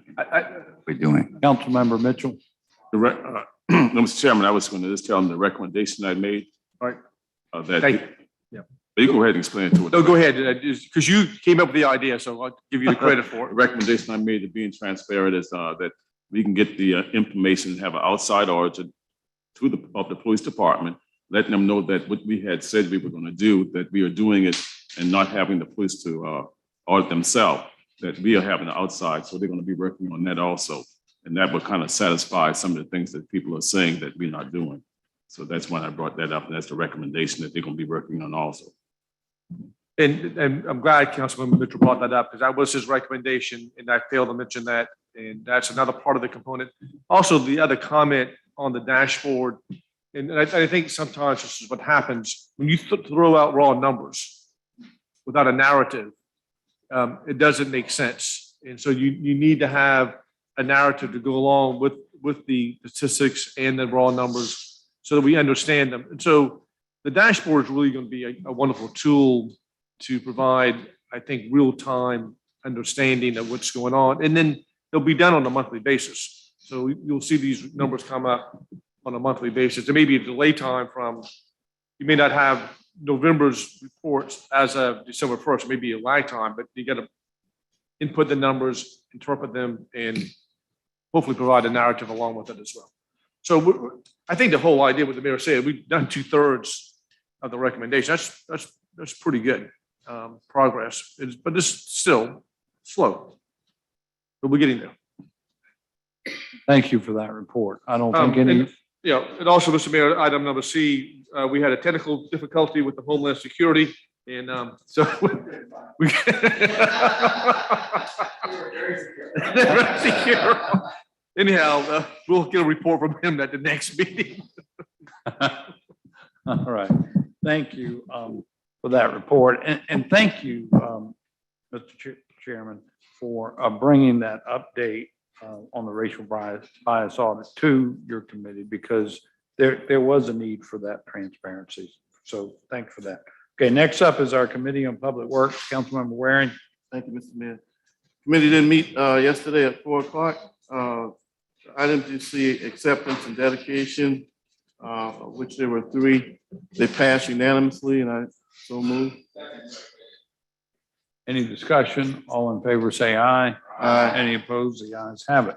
Under item D, storm management updates, D1, 2, and 3, small projects were all passed unanimously, and I so move the Second.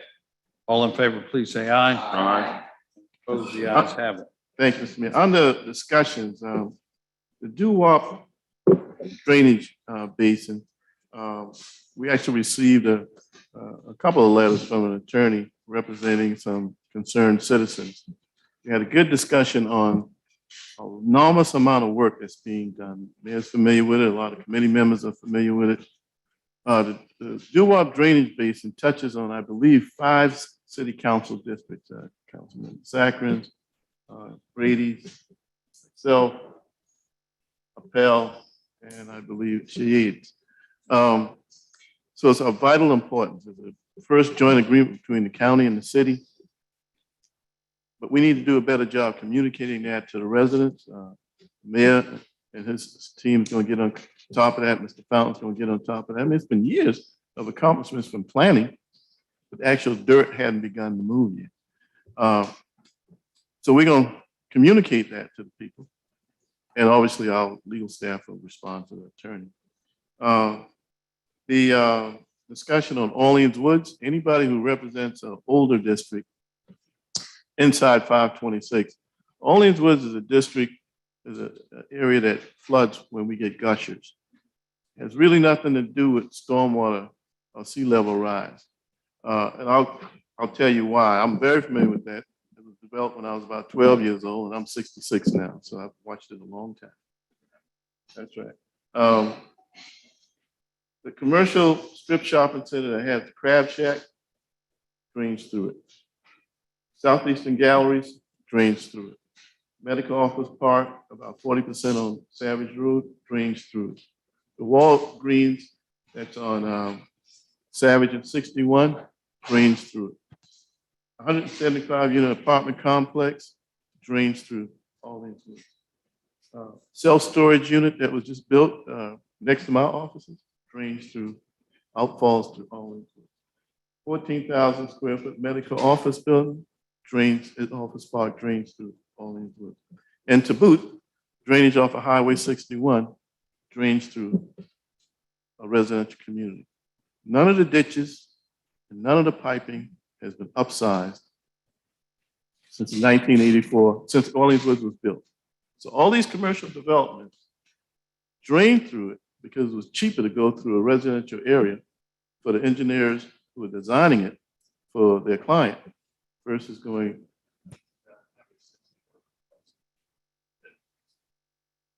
I think that's an unusual situation, but that's something that, Mr. Mayor, we had, as a city, I believe we did this, may have happened prior to your election or right after your election, where we came up with an ordinance that said anytime you update a commercial area that's grandfathered now without pension, you have to come. I'd like to throw out there for information.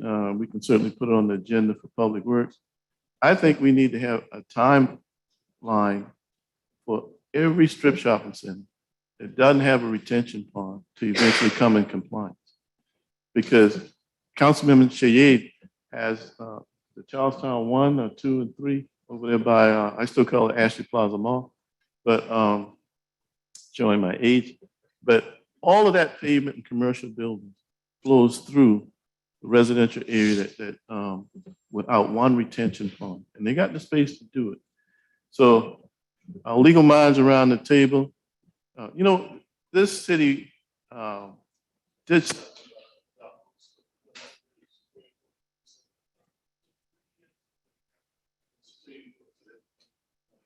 move into an area more appropriate for that type business. If we're going to be serious about a stormwater management plan,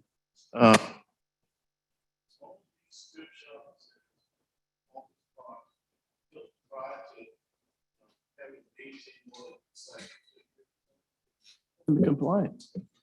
It's the only way your area is going to be helped over there. It's the only way all these woods and some of the areas down.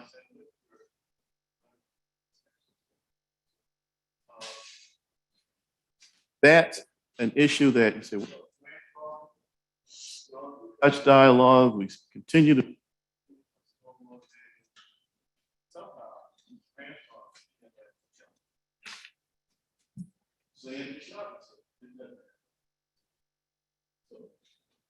That's part of the area, suburban area that we have to deal with, but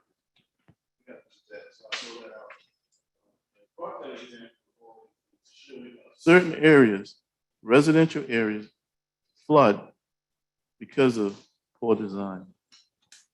And areas being a commercial water being able allowed to run through residential areas. That's not equipped, frankly. Handle it. So thank you, Mr. Mayor. That's the extent of my report. Councilmember Shade. And since you brought up the thing about Bachelor Pod, well, it was actually, they built those out parcels along San Wittenberg, which we're glad to have them out there. It's been a huge benefit to the community. But as soon as that happened, the flooding got worse. So your point is, because it was, like you said, it was grandfathered in to the standards that we have pre-existed. And we're working on it. Thanks to Matt Fountain, who's not here, but we're addressing that issue. We got some plans on that, but still, it's because of what the standard was that was grandfathered into that community. Point well taken. Thank you both. I'll comment that I remember specifically that ordinance you referred to passed after I got elected, because I will never forget your advocacy for it. You were tenacious on that point. Thankfully, our new stormwater manual has much higher level of requirement for new construction so as to not do harm to the existing basin that it's in. So in theory, even though something new could still get built next to Orleans Woods, it's supposed to prove itself that it doesn't harm anyone, any additionally. I do concur with you, though, that if there's some way to, I think the way that ordinance works, if you did 50% improvements, then you got to bring it up to standards. And there's got to be some way that with notice or extended period of time, that we're able to give those people who are not compliant some time to get into compliance, but to set up some kind of mechanism to make that happen. Yes, sir. Y'all have tempted me to weigh in on this. In zoning, there's the concept of amortization of non-conforming uses.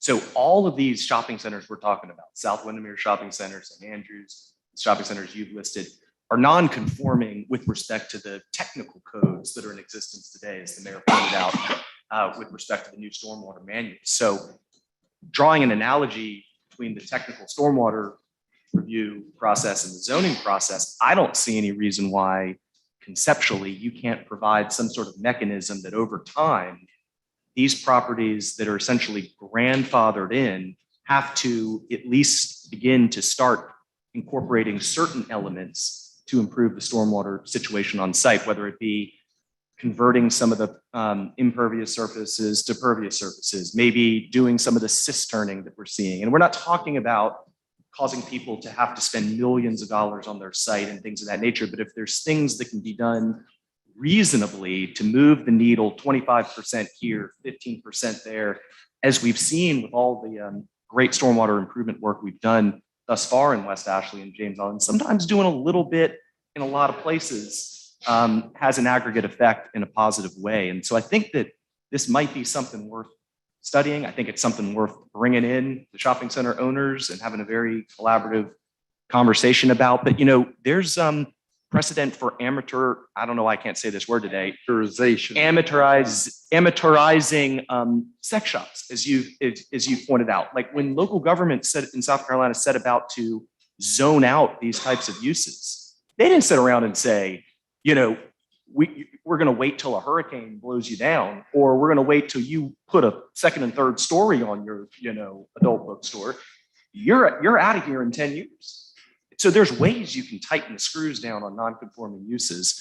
And while we're talking about grandfathering, y'all know where that word comes from in the context of zoning? So the word grandfathering comes from a phrase that was used in, I guess it would be, you know, like Reconstruction era America, where you were not allowed to vote if one of your grandfathers was African American. So I think we should get rid of that term grandfathering throughout our zoning code and throughout our discussions. Really, they're non-conforming uses. Legal non-conforming uses is equivalent to grandfathering. So they had a similar thing in the Holocaust, where if one of your grandparents was Jewish, you're getting on the train.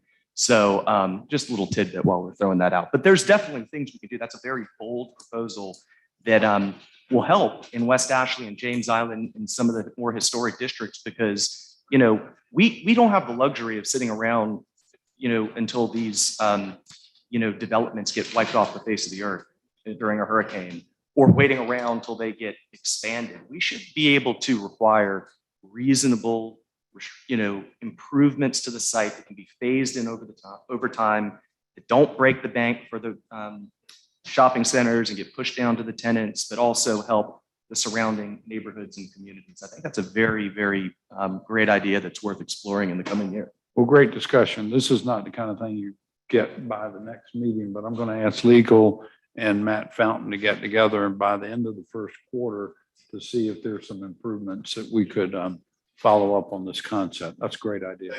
Yeah. All right. So move for approval. Any further discussion and questions? I don't know that we have to vote on these Ways and matters. means. We're doing We ways and already means. voted on the action item. It's ways and Yeah. means we're talking about.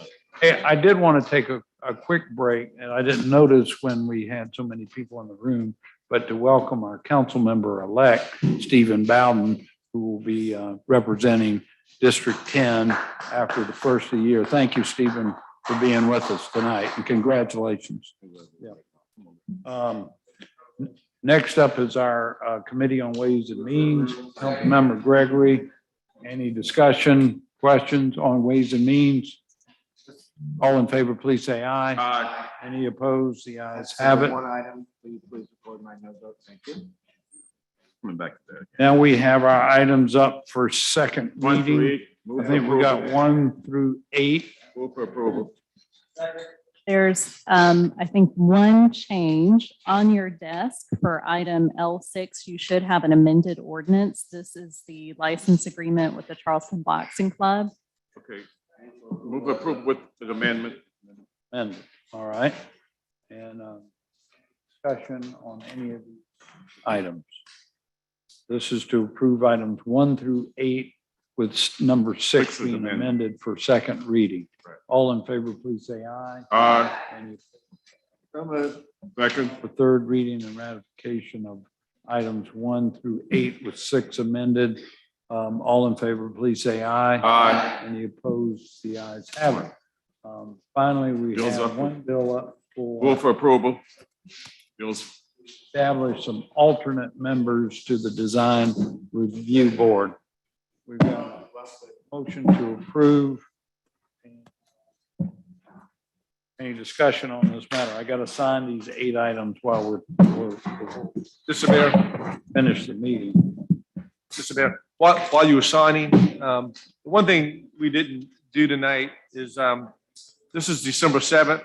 This is the 80th anniversary of the bombing of Pearl Harbor. And I think it would be somewhat appropriate if we just took a moment and pause to recognize those men and women who died and the world-changing event that Pearl Harbor had on our country and probably the world. I think it just be remiss on us if we didn't do something just to recognize this is the 80th anniversary of that event. Thank you. By the way, we didn't take a vote on that first reading matter. Could I call that now? All in favor of that item for first reading, please say aye. Any opposed? The ayes have it.